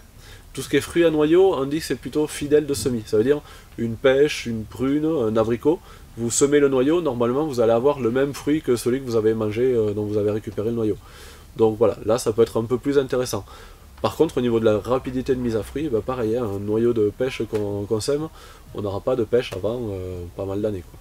Alors après, ouais, par rapport au côté, il y en a des plus compliqués. Oui, il y en a peut-être des plus compliqués que d'autres. Là on parlait de chip budding avec toi tout à l'heure. Alors je ne l'ai pas testé, mais apparemment elle a... Bon, je sais pas en même temps. Elle est peut-être un peu plus compliquée, mais moi je me dis, j'ai cru que c'était compliqué la greffe pendant des années, du coup j'ai pas osé le faire en me disant c'est trop compliqué. Et là j'ai essayé l'année dernière pour la première fois, et en fait... C'est très simple. Je sais pas si c'est très simple, mais en tout cas c'est simple. Le geste, non, c'est vraiment... Le geste n'est pas très technique. Si tu veux, après, est-ce que ça prend ou est-ce que ça prend pas, mais le geste n'est pas très technique. Non, c'est ça. En fait, l'ensemble peut paraître complexe. Récupérer le greffon au bon endroit, stocker le greffon comme il faut, avoir le bon porte-greffe, faire le geste, la greffe, le matériel, comment la croissance, tout ça ça a l'air compliqué, mais au final c'est juste un ensemble de petits gestes tellement simples. Dire récupérer un greffon, c'est juste mettre un coup de sécateur sur une branche, la bonne branche, mais c'est assez facile à repérer. L'eau stockée au frais, tu mets dans un seau de sable côté nord de la maison et c'est fini. Le porte-greffe, n'importe quel arbre sauvage, tu as un pied d'aubépine qui pousse devant chez toi, tu peux y greffer un poirier dessus, ça marche. Enfin, il y a plein de trucs, c'est hyper simple. Donc, pour ceux qui auraient peur de greffer ou qui n'auraient pas assez confiance en eux, franchement, testez. Achetez pas de trucs trop chers au début, testez sur du sauvage, puis récupérez. Enfin, il y a plein de façons de tester pour 0 € et c'est très simple à faire. Et puis non, c'est pas compliqué, donc ouais, greffer, il n'y a pas de souci, ça marche. C'était par rapport aux associations de plantes, tu en as parlé rapidement tout à l'heure. On connaît certaines maladies pour certains fruitiers ou pour la vigne notamment. Et s'il y avait des choses très précises que l'on pouvait mettre au pied de tel arbre ou de tel fruitier ou de telle vigne ou de tel... Voilà, s'il y avait des choses qui étaient connues, reconnues et... Alors, je saurais pas te dire, moi, qu'est-ce qu'il y a comme plante pour faire en sorte qu'il n'y ait pas de maladie sur une plante. Moi, c'est pas vraiment comme ça que je le vois. Pour moi, il y a 2 choses à voir, mais ça va peut-être répondre à ta question quand même. Le principe de biodiversité, qui est vraiment une mine d'or pour beaucoup de solutions, enfin, ça apporte énormément de solutions. On peut se dire, les maladies, déjà, comment elles se transmettent de plante à plante, puisque le fait qu'une plante prenne une maladie, ça dépend de sa sensibilité, ça peut-être j'essaierai de le voir après. Mais déjà, comment les maladies, une fois que la maladie est là sur une plante, s'il y a des plantes qui peuvent avoir la même maladie autour, il y a des insectes, les piqueurs suceurs, tu vois, les pucerons ou autres, qui vont, ou les carpocaps, ou il y a plein d'insectes qui vont passer de plante à plante, et qui vont piquer une plante, récupérer la bactérie, le virus, et aller piquer une autre, le faire passer. Du coup, comment on peut bosser là-dessus? Il faut voir comment ces insectes se reproduisent, comment ils s'accouplent, comment ils vont de plante à plante, et c'est souvent par les odeurs. Et du coup, c'est pour ça qu'on dit que le fait de planter des herbes aromatiques, ça perturbe la reproduction de ces insectes. Ça veut dire, on ne cherche pas à les éliminer, on ne cherche pas à les supprimer du système, on cherche juste à les freiner un peu dans leur développement. Et vu qu'en général, les mâles ils repèrent la femelle à l'odeur, si ça sent la menthe ou la tanésie ou n'importe quoi comme plante aromatique, ils vont moins facilement les retrouver, enfin moins trouver les femelles, ils pourront moins se reproduire. Du coup, ce principe-là, ça va être mettre des plantes aromatiques à parfum un peu partout. Donc plus tu auras de plantes différentes, plus tu auras d'effets différents. L'autre façon de bosser, ça va être de bosser sur la résistance aux maladies des plantes.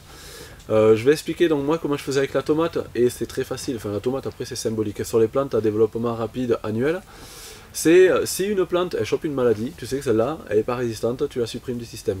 Sur une tomate par exemple, le mildiou, moi souvent on me demande comment je fais avec le mildiou pour moi c'est génial, j'adore ça, parce que le mildiou il est là pour t'indiquer qu'il y a un truc qui va pas, soit ton climat il est trop humide, soit tes techniques elles vont pas, soit tu vois il n'y a pas assez d'air qui circule, tout ça, et du coup une plante qui tombe malade, bah, tu vas revoir un peu ton système. Ou alors si tu as plusieurs variétés, qu'il y en a une qui chope le mildiou, eh ben, tu vas te dire, cette plante-là, elle est plus sensible, du coup je vais pas faire celle-là, elle n'est pas adaptée à mon système ou à ma région ou quoi.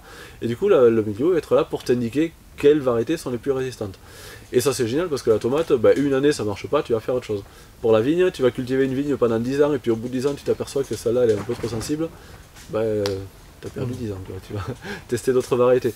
Du coup, peut-être que l'idée c'est de faire déjà plein de variétés différentes, se fixer, se renseigner un peu plus que pour la tomate, du coup, avant de planter tes variétés, à savoir, là, moi, tu vois, par exemple, pour le pommier, j'essaie vraiment de me renseigner sur quelles variétés n'ont pas besoin de traitement, c'est quoi les variétés rustiques. Alors, oubliez le terme variété ancienne, c'est pas parce que c'est ancien que c'est rustique, c'est pas parce que c'est moderne que ça a besoin d'être traité. Il y a de tout dans les anciennes, il y a de tout dans les modernes, et voilà, il y a du très bon dans tout, du très mauvais dans tout. Tout ce qui est variété, les Royal Gala, les Golden et compagnie de supermarché, ça on oublie, ça n'existera plus dans quelques années. C'est des trucs qu'il faut traiter, je sais pas, des dizaines, presque des centaines de traitements par an pour avoir un fruit qui est propre à la sortie, donc ça on oublie. Et donc déjà peut-être te renseigner en amont sur c'est quoi les variétés les plus rustiques, les plus résistantes, et à savoir que même en faisant ça tu vas avoir des surprises parce qu'elles seront peut-être moins résistantes dans ton climat, sur ton terrain, avec tes méthodes. Et puis voilà, donc si tu associes la biodiversité, beaucoup de plantes pour qu'il n'y ait pas beaucoup de ravageurs qui fassent passer les maladies, essayer d'avoir des variétés un peu plus résistantes, et puis dans le temps expérimenter qu'est-ce qui est résistant chez toi, déjà ça c'est pas mal. Et puis après le dernier truc, pour moi c'est un détail, on ne devrait plus avoir besoin de le dire, mais chaque fois, si tu fais des tailles, chaque fois que tu vas faire des tailles, désinfecter, vraiment nettoyer tes outils. Fut une époque où c'était pas si important que ça, et là de plus en plus, en France en tout cas, je sais pas à l'étranger, mais en France les producteurs dans les vergers et compagnie, on a de plus en plus de problèmes de viroses et bactérioses, donc toutes les maladies transmises par les virus et les bactéries, et on s'aperçoit que la plupart du temps quand ces maladies elles sont dans le verger, c'est juste que les gens ne nettoient pas leurs outils. Donc chaque fois que tu tailles un outil, un sécateur, un outil propre, et si tu tailles plusieurs plantes, chaque fois que tu passes d'une plante à l'autre, nettoyer tes outils entre les deux. Et puis voilà, là déjà en faisant ça, je pense que tu mets pas mal de chances de ton côté. Mais est-ce qu'on peut, avec des purins, accélérer ou renforcer la plante dans ses défenses quoi? Est-ce qu'il y a des choses un peu efficaces, prouvées? Parce qu'on entend souvent parler par exemple du purin d'ortie, mais souvent on le fait mal. On va pas cueillir l'ortie au bon moment, ou est-ce qu'il y a des... Voilà. Bon, alors souvent si on le fait mal, c'est au niveau de la fermentation, et on va plus vers la putréfaction qui fait que ça pue, et c'est ça qui fait que certaines personnes disent qu'on le fait mal. Après pour moi il n'y a pas de bien ou de mal, ça aura juste un impact différent. Et après, alors là, elle est très large ta question, donc je vais y répondre, je vais être peut-être encore plus long que... je vais changer la batterie. Ah, merci. Non, pourquoi tu veux utiliser... Il y en a qui utilisent le purin d'ortie comme insecticide, par exemple. Ouais, insecticide, ça veut dire en pulvérisation, peut-être tu vas affaiblir les pucerons. Sauf que le purin d'ortie, sur les plantes, il va les nourrir un petit peu plus, et elle va être très riche en azote, les plantes. Donc si c'est pas utilisé correctement au bon moment, au lieu de calmer tes pucerons, tu vas les stimuler encore plus et tu vas te faire envahir encore plus, alors que du coup, voilà. Pour moi, c'est un peu jouer avec la nature, et quand tu joues, des fois, tu te fais mal ou tu te plantes un petit peu. Après, comment dire, le début de ta question, c'était intéressant, parce que j'aime bien avoir des trucs un peu à dire, non, c'est pas comme ça qu'il faut dire. Tu vas pas avec un purin, alors tu as dit ortie, mais après ça peut être purin de n'importe quelle plante. Je pense pas que tu vas améliorer la qualité de la plante, la santé de la plante. Enfin, pas directement en tout cas, si tu vas l'améliorer indirectement, parce que tu vas améliorer peut-être la diversité, la richesse, la santé de ton sol.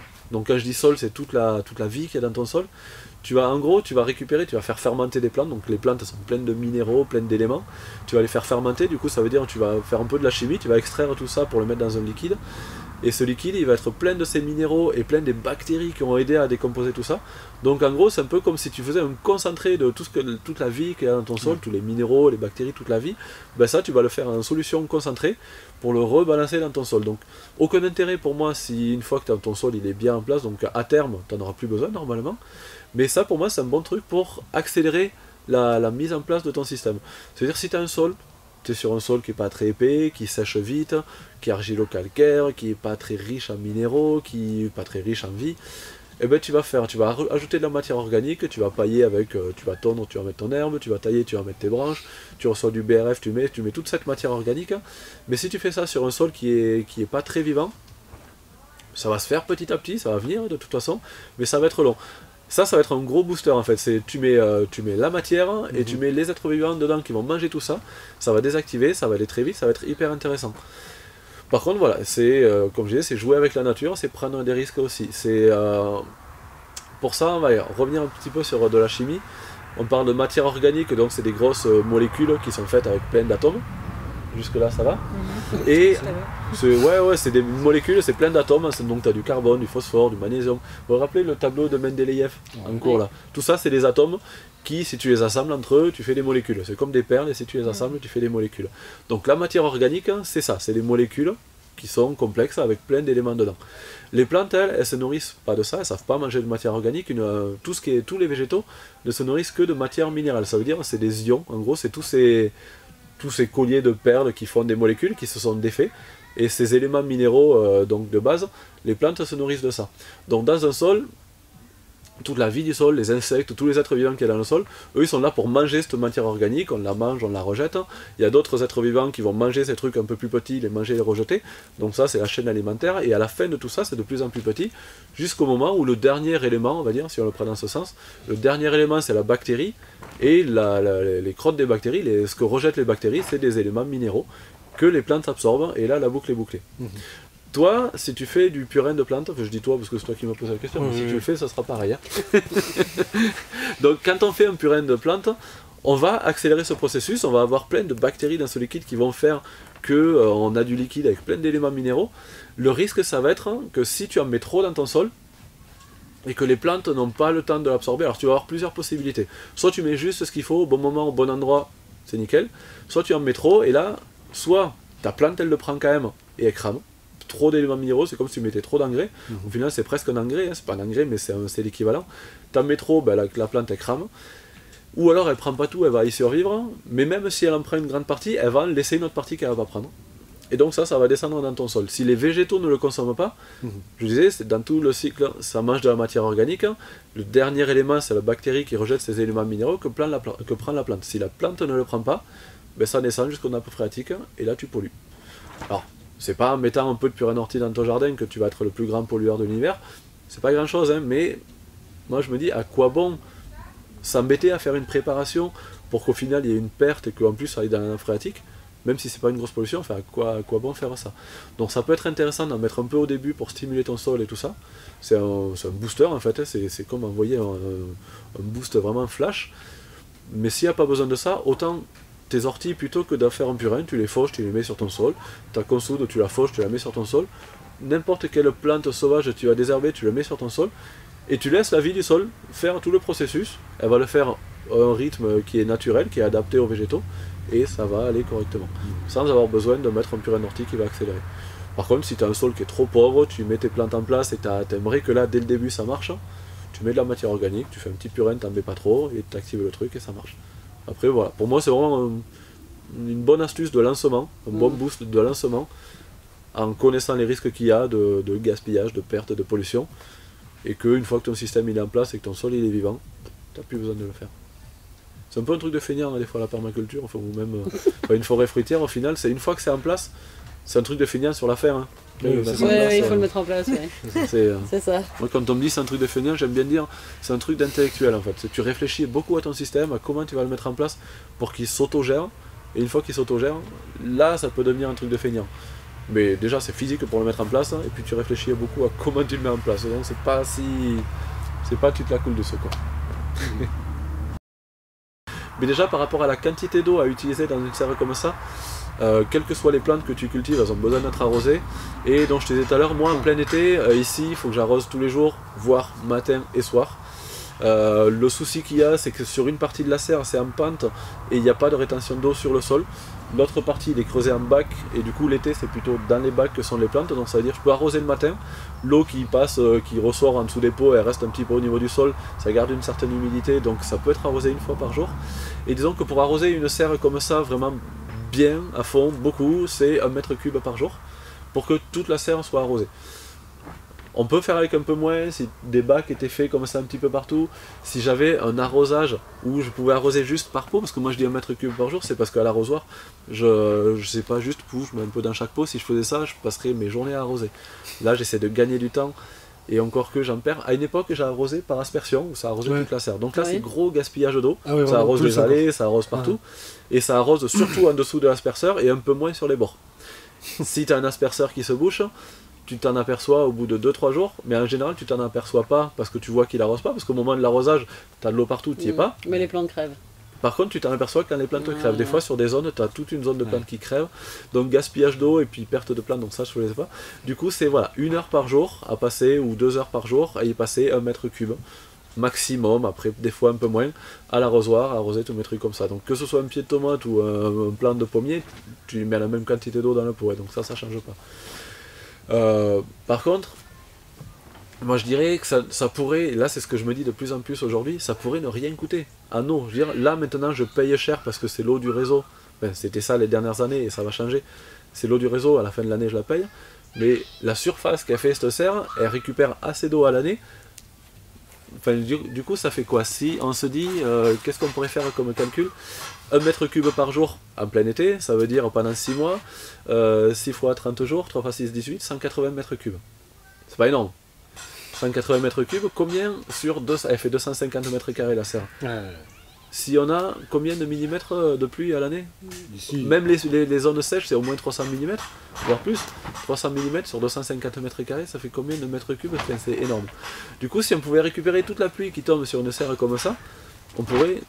Alors le souci, ça va être le volume de stockage. Si on a assez de volume, c'est un lieu avec un assez grand volume pour stocker cette eau, ben cette eau, on l'a gratuite. Et combien de toi tu estimerais par exemple pour cette serre-là, 250 mètres carrés, de volume d'eau qu'il te faudrait? Un stockage? En stockage, ouais. Pour tenir, quoi.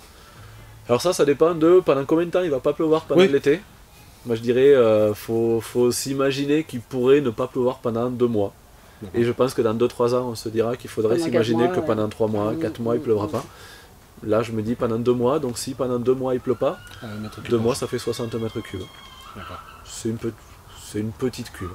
En tant qu'agriculteur, c'est une petite cuve. En tant que petit jardinier, mais un petit jardinier, vous n'avez pas une serre de 250 mètres carrés. Si tu as une serre de 250 mètres carrés, la cuve de 200 mètres cubes, elle prend pas tant de place que ça à côté. Et 200 mètres cubes, ça te permet de tenir les 4 mois sans pluie, sans souci, quoi. Et est-ce que tu peux, par exemple, imaginer une mare à l'intérieur de ta serre qui s'évaporerait, une réserve d'eau, pas une mare, une réserve d'eau qui permettrait de garder une atmosphère humide et puis tenir peut-être plus longtemps? Est-ce que ça le ferait ou pas? Non, ça marche pas. Ça le ferait pas? Non, ça marche pas parce que de toute façon, humide, alors si on imagine, c'est la sécheresse, c'est canicule à l'extérieur, tu fermes ta serre pour pas que l'humidité sorte, tu es dans un nid à champignons, tes plantes elles vont crever très très vite, voilà, il faut que l'air circule. Donc ça, moi c'est ce que je me suis dit, c'est arroser 2-3 fois par jour, tu vois, ou ne serait-ce que inonder le sol, tu vois, pour que l'évaporation fasse une atmosphère humide. Vu que l'été c'est tout grand ouvert, un coup de vent tu sens pas l'humidité, donc ça marche pas. Donc déjà pour ça, je pense pas que ça marche. Et puis après, au niveau rentabilité, le peu de place que va prendre cet espace plein d'eau là, c'est une place de production en moins. Et quand tu es agriculteur et que tu veux rentabiliser ton projet et tu as une serre ou 2, mais l'espace dans ta serre il est important, donc tu le perds pas avec une mare. Après, ce qui pourrait marcher, c'est plus avoir une mare à l'extérieur de la serre, avec une pompe qui envoie de l'eau dans ta serre et qui fasse que... j'ai cette image complètement... Pardon, mais j'y vais pas souvent, mais ça m'arrive d'aller dans les supermarchés. Et tu vois, là où des fois ils mettent là où il y a les salades et il y a des petits brumisateurs au-dessus. Je sais pas si t'as vu ça, pour garder les légumes humides. Donc pour imaginer pareil, tu vois, avoir de temps en temps des brumisateurs qui se mettent en route pour avoir... Parce qu'effectivement, cet air hyper sec, ils font que les plantes sèchent beaucoup plus vite. Mais voilà, après la quantité d'eau que ça représenterait, je pense que ça fait beaucoup aussi, quoi. Si tu veux garder 250 mètres carrés de serre sur, ben voilà, je sais pas combien de mètres cubes d'air, je pense que là, de 1 mètre cube par jour, tu passes à 2-3. Donc, moi je pense que le plus efficace, c'est de faire en sorte que la motte, tes plantes elles sont en pot, de faire en sorte que la motte là reste humide. Plus ta motte est humide tout le temps, si tu évites le gros séchage entre 2 arrosages, moins tu as besoin de les arroser. Tu vois, moi des fois ça m'arrive de me dire j'ai pas le temps d'arroser aujourd'hui, bah tant pis, j'arroserai plus demain. Mais du coup le lendemain ta motte elle est tellement sèche qu'il faut y mettre 3 fois plus d'eau avant que la motte ait repris. Du coup tu as l'impression que tu vas gagner du temps en te disant aujourd'hui j'arrose pas. En fait il va falloir faire 3 fois plus le lendemain parce que tu n'as pas fait la veille. Donc je pense que si tu gères bien tes arrosages en continu, tu as moins besoin d'y en mettre. Tu as l'idée de faire des bacs à plat qui gardent l'eau à l'intérieur, c'est génial. Après, il y a énormément de systèmes à réfléchir, et là, moi, ça fait des années que je réfléchis là-dessus. Le système des bacs à plat, c'est top. Le système en pente, là, c'est de la toile tissée, donc l'eau passe à travers. La terre reste humide en dessous, ça évapore un peu, mais pour moi, on perd beaucoup d'eau. Donc l'idée, ça serait plutôt d'avoir une bâche étanche au niveau du sol pour que toute l'eau qui passe à travers le pot, ben, elle n'est pas perdue, elle coule, elle est récupérée en bas, dans un bassin. Et tous les jours, ben, avoir ce bassin qui renvoie l'eau dans un bassin en haut, et par débordement qui refasse de l'eau, qui ruisselle ici, qui garde humide, enfin, que la moindre eau qui n'est pas prise par les plantes soit récupérée. Et arroser dans la plante, c'est elle qui par évaporation va faire son atmosphère humide autour d'elle, mais à toi à vouloir brumiser, à vouloir améliorer l'humidité générale de la serre. Ouais, pour moi, il y a un gros gaspillage d'eau là, à ce niveau-là. Et je pense que vu comment ça évolue, l'eau, il va vraiment falloir faire attention à l'économiser au maximum, quoi, à l'utiliser le plus intelligemment possible. Ouais, ça, c'est le souci depuis partout, de plus en plus partout. Après, t'as pas vraiment de plants qui doivent rester là. Pourquoi tu aurais des plants qui vont rester tout l'été à l'intérieur, quoi? Tu vois ce que je veux dire? Tu pourrais peut-être... Ah oui, alors du coup, là, il y avait des questions en lien avec ce que tu disais, toi. Parce que moi, c'est quoi les plants qui restent ici? C'est mes pieds mères. Alors, et là encore, on pourrait le voir différemment. Alors, une autre personne, tiens, un ami que j'avais qui bossait dans la production de plants, il faisait quoi? Il faisait quand même du petit fruit, mais beaucoup de potagères d'aromatiques. Lui, tous les étés, il partait en vacances pendant un moment, donc à la fin de la saison, on va dire ses dernières foires, c'était fin juin ou début juin, c'était Biocibel à côté d'ici. Et après ça, tout ce qui n'est pas vendu, c'est planté en terre, avec une irrigation. Il arrosait de temps en temps, et à partir de là, c'est bon, la terre elle est vide, hein. Effectivement, ça c'est l'idéal. Moi, jusqu'à maintenant, j'étais plus sur une dynamique où je suis producteur de mes plants ici. Tout ce qui est planté en pleine terre, si ça sèche, ça crève et tout ça, c'est perdu, donc ça survit mieux et ça pousse mieux en serre, en pot. Donc ma logique à moi, c'était de garder pas mal de pieds mères en pot, et du coup, ça veut dire qu'il y a beaucoup de plantes ici pendant l'été. La logique, ça serait non, d'avoir une zone bien irriguée à l'extérieur où tu sais que là, ça pousse bien. Tes pieds mères, ils sont en pleine terre à l'extérieur, et c'est ce que tout le monde fait, et c'est ce que maintenant je fais de plus en plus. Donc là, de plus en plus, je vais aller vers... tout sera en pleine terre, c'est ça. Moi, jusqu'à maintenant, c'est tout ce qui n'est pas vendu cette année, c'est rempoté, c'est entretenu, puis ça sera vendu l'année prochaine. Mais du coup, ça veut dire que pendant tout un temps, effectivement, tu dois l'entretenir, ça te prend du temps, ça te prend de l'eau, ça te prend... voilà, c'est pas évident, de la place dans la serre. Donc normalement non, je pense que t'as raison, le plus intelligent ça serait de rien avoir dans la serre. Est-ce que ça vaut la peine d'avoir de très nombreux types de plantes, donc beaucoup de diversité dans les plantes que tu as, etc. Donc si on commence, ce qui est notre cas, vous avez un objectif un peu différent du mien, mais si moi je devais commencer une pépinière, qu'est-ce que ça serait? Quelle serait la manière logique de procéder, quoi? Beaucoup, tout en même temps, plein de trucs différents, etc. Ça dépend, ça dépend. T'as plusieurs logiques, t'as la logique... Ça dépend. Non, moi, ma logique à moi, c'était passionné de plantes. Oui, moi aussi, c'est bien ça qui m'inquiète. J'adore la menthe, je vais faire de la menthe, puis je vais faire de la menthe marocaine et de la menthe poivrée, tu vois. Et puis en fait, il y a la menthe bergamote qui existe aussi. Puis il y a la carou, puis il y a la corse, et puis il y a la machin. En fait, il y a 1400 menthes qui existent, et puis au bout d'un moment, je suis allé à 80-90 variétés différentes de menthe. Tu vois, déjà le temps de rempoter toutes mes variétés de menthe, quand j'arrive à la dernière variété, la première, ça fait longtemps qu'il aurait fallu la refaire, et du coup tu prends un temps fou. Donc moi, ma logique à moi, c'est d'avoir de la diversité. Je veux avoir pas que je voulais avoir la réputation, mais je veux avoir, comment dire, les gens ils veulent de la diversité, ils veulent des plantes, ils savent que chez moi ils vont les trouver parce qu'ils savent que j'ai de tout. Et de plus en plus, moi je vois les gens qui sont rentables. Alors ce mot de rentabilité il vient souvent parce que là on est sur... on veut s'installer, on veut que notre métier il soit... qu'on puisse gagner notre vie pour qu'on puisse en vivre, c'est l'idée. Hein.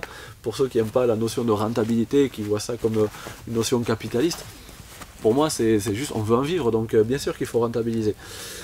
Et bien tous les gens qui ont un truc rentable, ils m'ont dit, on a réussi à être rentable à partir du jour où on s'est spécialisé. C'est-à-dire, au lieu de faire... Parce que là, moi, je sais pas au niveau des chiffres, hein, donc, allez, j'ai réussi à avoir en vraie production 40-50 variétés de menthe. De la tomate, j'ai fait, tous les ans, je faisais 20-30 variétés. Dans les courges, je faisais une trentaine de variétés aussi. Basilic, je faisais une dizaine de variétés. Plus après, plein d'autres plantes aromatiques, des plantes aromatiques d'un peu partout autour du monde. Ben, j'ai réussi à avoir beaucoup de trucs. Ça prend un temps fou. Il y a des trucs, ça se vend pas. Il y a des trucs, ça marche pas tant que ça. Tu vas sur des marchés, au final, les habitués ont leurs petites habitudes. Ils t'achètent 2-3 trucs un peu pareil tous les ans. Mais,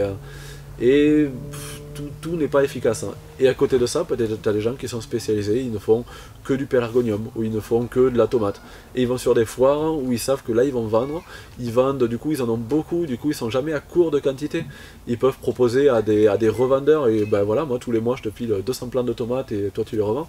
Et du coup là ils arrivent à en vivre vraiment correctement. Donc pour moi il y a la logique commerciale, logique rentable qui voudrait spécialiser, qui dirait spécialise-toi, qui n'est pas du tout en adéquation avec ce que je disais tout à l'heure, et que base-toi sur plusieurs trucs, comme ça s'il y a un truc qui marche pas, tu as le reste. Mais si tu es très bon dans ta spécialité, ça marche. Et après il y a l'autre logique de cœur, qui voudrait te dire mais moi j'adore faire pousser des plantes, qui fait que j'ai 80 j'en ai marre de faire que de la tomate, je veux faire d'autres trucs. Donc tu peux, je sais pas, tu peux moduler entre les deux, et tu peux te dire, bon, ok, moi je veux faire que du pommier, ben, je vais faire plein de variétés de pommes, mais que de la pomme.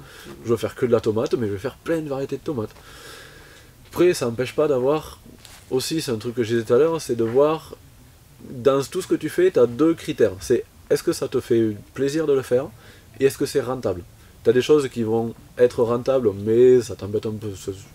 Pas que ça te fait pas plaisir, mais ça te fait pas vibrer non plus, mais c'est rentable, c'est intéressant. Tu as des choses qui sont pas rentables mais qui te font bien vibrer quand même. Année après année, tu vas t'apercevoir. Donc soit tu as des choses, au début ça te plaît, puis ça te plaît jusqu'au bout, c'est top. Et tu vas avoir des trucs que tu vas commencer à le faire. Au début, ça te plaît et c'est rentable. Et puis une fois que tu l'as fait, 1 an, 2 ans, 3 ans, 4 ans, 5 ans, ben, au bout d'un moment, tu t'aperçois qu'en fait, tu as juste envie de passer à autre chose, quoi. Tu vois, moi comme là maintenant, je vais changer mes productions, je vais passer aux fruitiers et petits fruits. Et la tomate, tu vois, ça fait 10 ans que je fais ça. Enfin, je dis la tomate, tout ce qui est plantes potagères, ça fait 10 ans que je fais ça.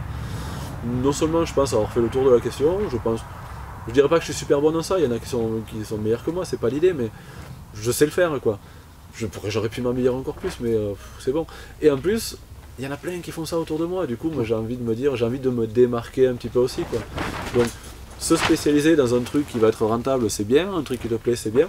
Et puis réussir à voir un peu autour de toi qu'est-ce qui se fait déjà, et qu'est-ce qui se fait pas encore. Et aller vers ce qui se fait pas encore, ça peut être intéressant.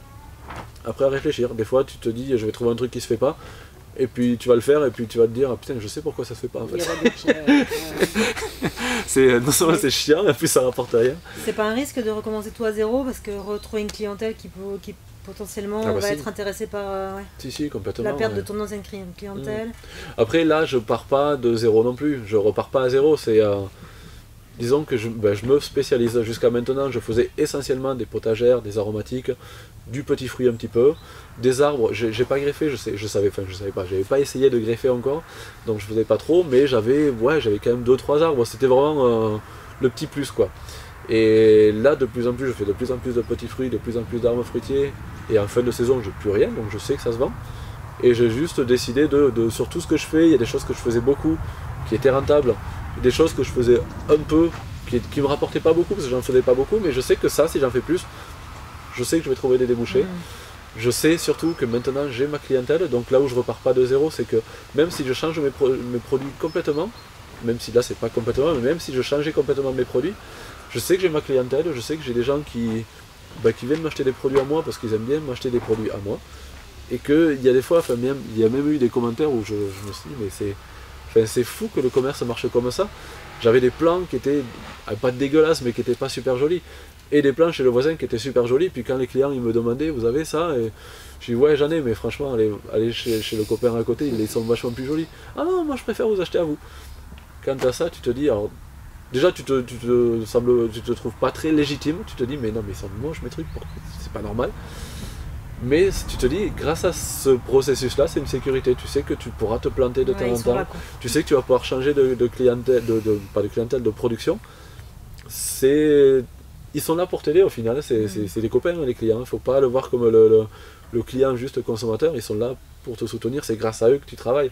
Donc grâce à ta clientèle, tu peux t'amuser à évoluer. Après, je pense qu'il ne faut pas faire le con trop longtemps non plus, quoi. Moi j'ai une question justement par rapport à la rentabilité aux clients, etc. Qu'est-ce qui te semble intéressant comme canal de distribution? Un grand mot, mais bon, il y a la possibilité d'avoir une pépinière où les gens se déplacent, il y a la possibilité de faire des marchés, il y a la possibilité de faire des foires aux plantes, etc. etc. Je suppose que toi, tu as testé un peu tout. Qu'est-ce qui te paraît être le plus intéressant? T'as pas testé tout avant, d'accord. J'ai pas testé tout. Après, là où j'ai de l'expérience, toujours pareil, moi c'est sur les légumes et les potagères. Oui. Sur tout ce qui est pépinière, arbres fruitiers, je sais pas. Potagère, là, je vais aller rapide là-dessus.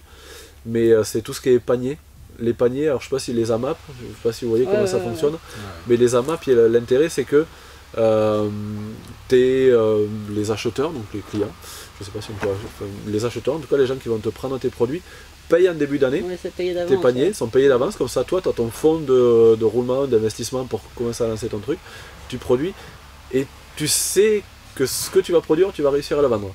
Et si tu te plantes, là c'est un souci. Mais pour moi, c'est pas à faire dès la première année, mais si tu es confiant dans ta production, si tu es confiant dans ta production, c'est super intéressant, ça marche. Si tu veux vendre du fruit, par exemple, en forêt fruitière, du fruit, pareil, hein, tu fais tes paniers de fruits, tu trouves ton réseau de clientèle local si possible, et tu sais que tu as tes paniers de fruits qui seront vendus régulièrement, ça te sécurise la vente, ça c'est nickel. Vendre sur les marchés, il faut te faire connaître, tu vois, il faut quelques années. Moi on m'a dit il faut 2-3 ans pour avoir ta clientèle. Moi l'histoire des clients qui viennent m'acheter des trucs à moi, même s'ils sont moins bien que chez le voisin, c'est pas en 3 ans que ça se met en place, c'est des relations comme ça, il faut quand même un peu plus que ça, quoi. Donc voilà, faire les marchés c'est pas le mieux. Après moi faire les marchés j'adore ça parce que tu as une relation avec les clients que t'as pas quand tu fais juste passer des paniers, quoi. Par contre pour la pépinière, il y a d'autres réseaux et il y a d'autres périodes de vente, c'est aussi pareil par la période sur laquelle tu vas gagner tes sous, sur laquelle tu vas vendre tes produits. Les potagères, les plants potagers c'est printemps, c'est de mars à mai, juillet, mais plutôt juin, voire début juin. Les arbres fruitiers c'est plutôt à l'automne que ça se plante, donc c'est vraiment là que ça se vend. À savoir que toute l'année tu peux planter des arbres, mais c'est là que c'est le mieux de les planter. Un peu au printemps, tout ce qui est petits fruits et compagnie, donc ça marche. Là, tout ce qui est type de réseau AMAP, où tu fidélises, tu as ta clientèle régulière, ce genre de truc, j'ai jamais vu pour ce genre de produit. Tu peux avoir peut-être éventuellement des jardineries, des magasins qui vendent des plantes, avoir un lien avec eux et vendre leurs produits là-bas. Ça se fait peut-être, moi j'ai pas trop vu ça, mais ça doit pouvoir se faire. Et après sinon c'est les marchés un petit peu, tu peux faire ça un petit peu sur les marchés. Et sinon la plupart des gens que je connais qui vivent bien en vendant des arbres, c'est les foires. Les foires aux plantes, les foires spécialisées, donc du coup il doit y en avoir une, vous parliez tout à l'heure de la fête de l'arbre et tout ça.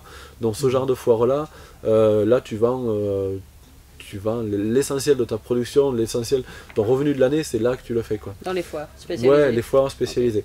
Okay. Et un autre truc maintenant qui se met de plus en plus en place, que moi j'ai aucune expérience, mais par contre je vois beaucoup de gens autour de moi le faire, c'est vente par correspondance.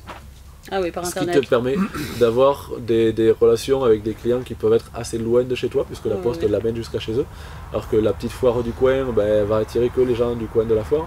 Donc moi, les pépiniéristes que je connais qui font des foires, ils font... tu vois, septembre, il fait un peu, je sais pas, le plus loin qu'il va, mais c'est tout le sud de la France, quoi. Ils vont assez loin. Hein. Bon, après, tu vas faire une foire, tu sais que tu vas passer un jour ou deux sur cette foire, tu vas gagner de l'argent, tu vas pas pour 100 €, quoi. Ça peut être assez rentable. Donc voilà, selon comment tu es organisé, soit tu es équipé pour te déplacer, pour aller faire les foires et pour avoir un gros véhicule pour mettre beaucoup de plantes à vendre sur la foire, c'est efficace. Soit tu es bien organisé pour être efficace, pour faire des paquets, pour envoyer des produits. Moi je suis pas du tout bon là-dedans et j'arrive pas pour l'instant à m'imaginer tous les jours faire 10, 20, 50 cartons bien conditionnés, envoyer ça par la poste, mais ça peut se faire et puis ça marche, hein. Tu vois, Atmosphère il bosse beaucoup comme ça, Septembre il bosse pas mal comme ça, voilà, c'est une façon de faire aussi, quoi.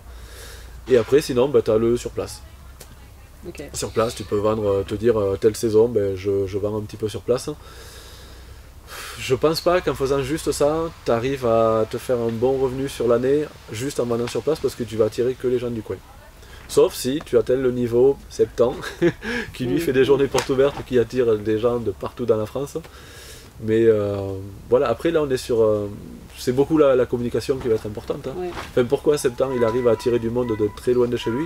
C'est parce que déjà il a un bon site, il a une bonne com, il a une très bonne gamme, il a une bonne qualité. Et que il y a des gens autour de lui qui font des vidéos sur ce qu'il fait. YouTube, et puis enfin, tu vois, Damien qui fait des vidéos chez lui, Brian qui fait des vidéos chez lui, grâce à ces gens-là, il est connu et des gens qui viennent chez lui. Donc voilà, aujourd'hui ça se fait. Si tu es bon en communication, que tu as des bons produits, tu pourrais peut-être imaginer juste travailler en restant chez toi. Mais voilà, ça c'est un peu, pour moi c'est un peu vraiment le niveau, quand déjà tu as réussi à bien te faire connaître, à bien t'expérimenter, tu peux en arriver là, quoi. Est-ce que la saisonnalité, c'est quelque chose à prendre en compte? Donc je t'ai entendu dire, il faut beaucoup travailler, si on travaille beaucoup, ça implique qu'on ait moins de temps pour faire autre chose.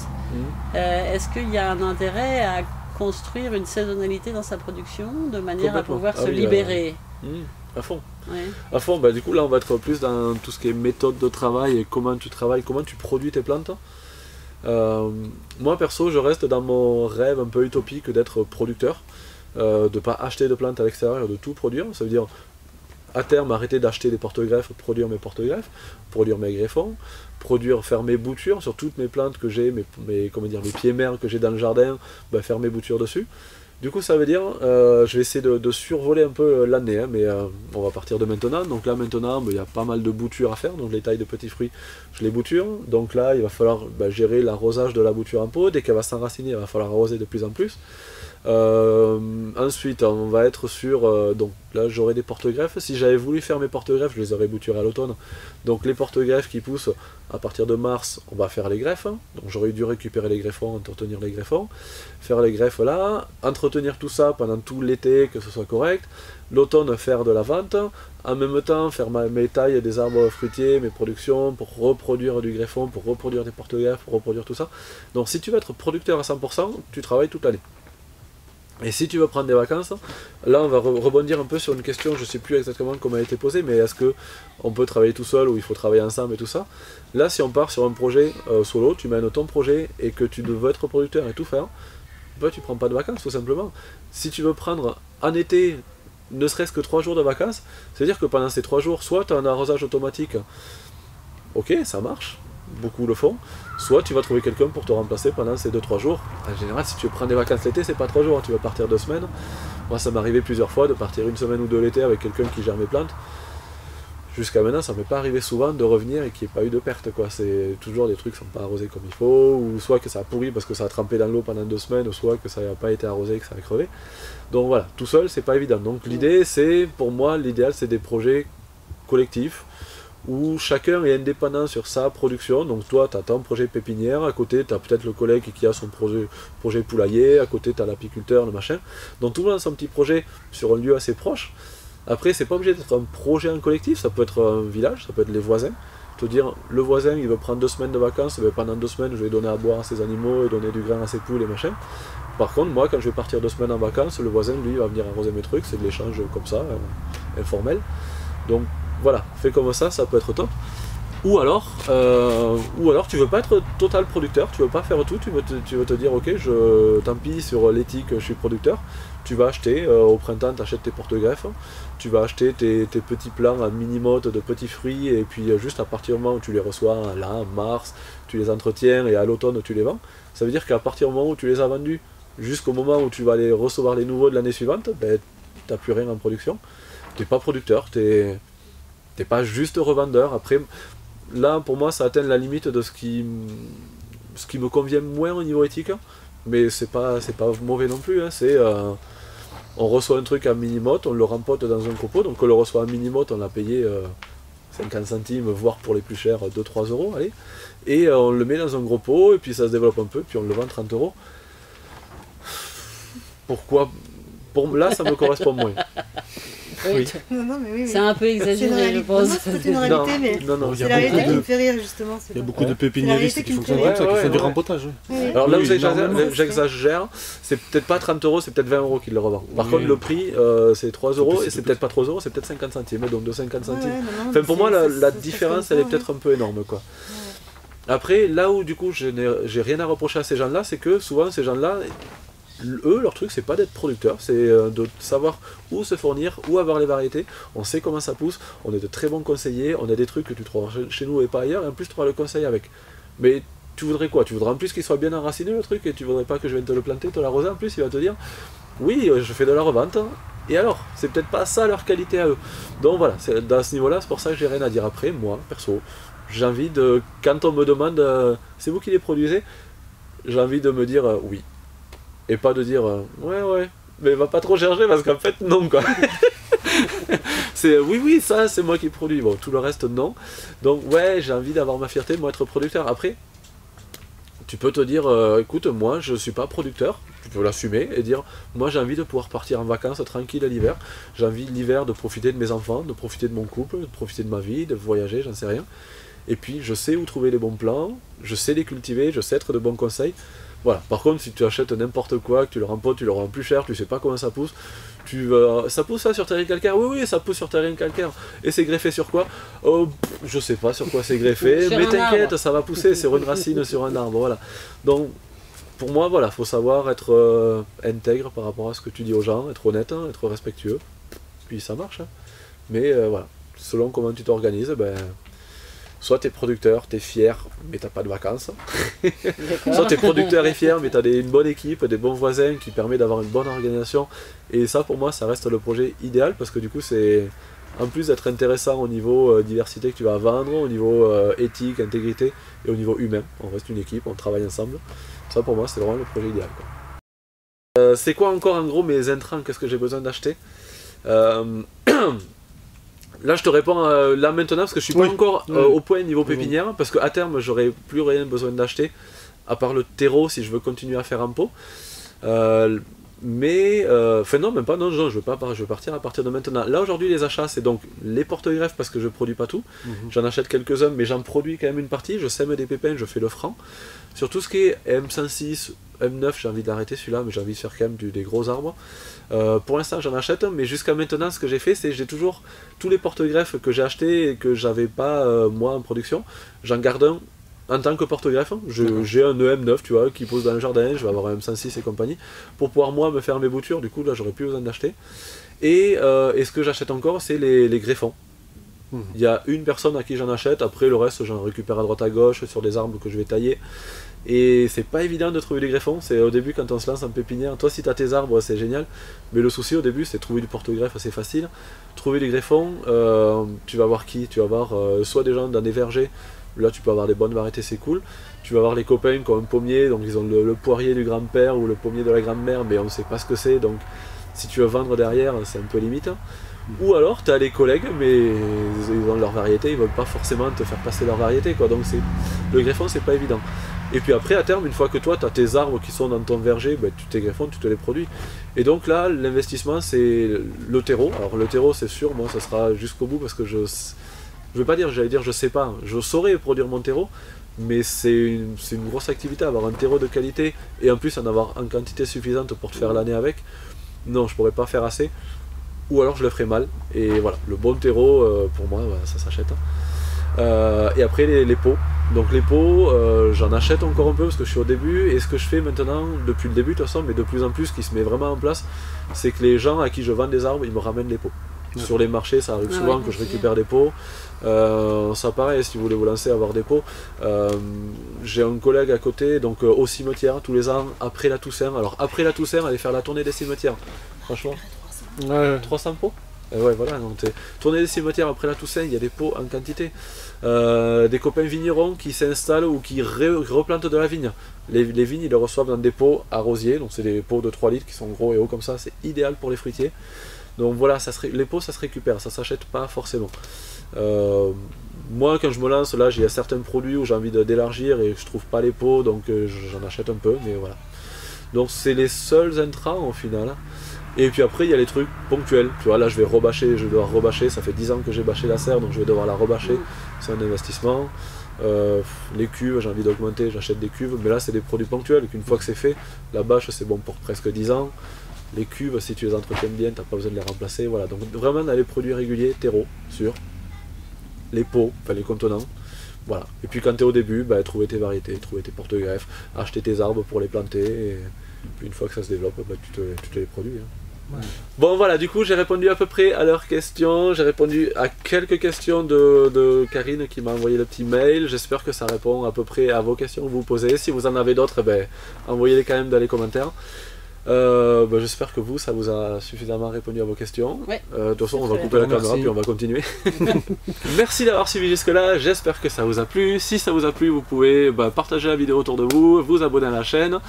Et puis si vraiment ça vous plaît, vous pouvez continuer à me soutenir sur la plateforme Tipeee. Et comme d'habitude, un grand merci à tous ceux qui le font déjà. C'est grâce à vous que je peux faire tout ça. Et merci, et à bientôt pour une prochaine vidéo. Et là, on peut faire merci.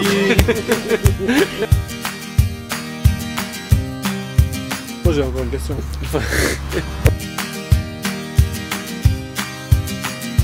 Moi j'ai une question justement. Hop. Oui c'est ça. Maquilleuse. Maquilleuse. On donne rendez-vous dans...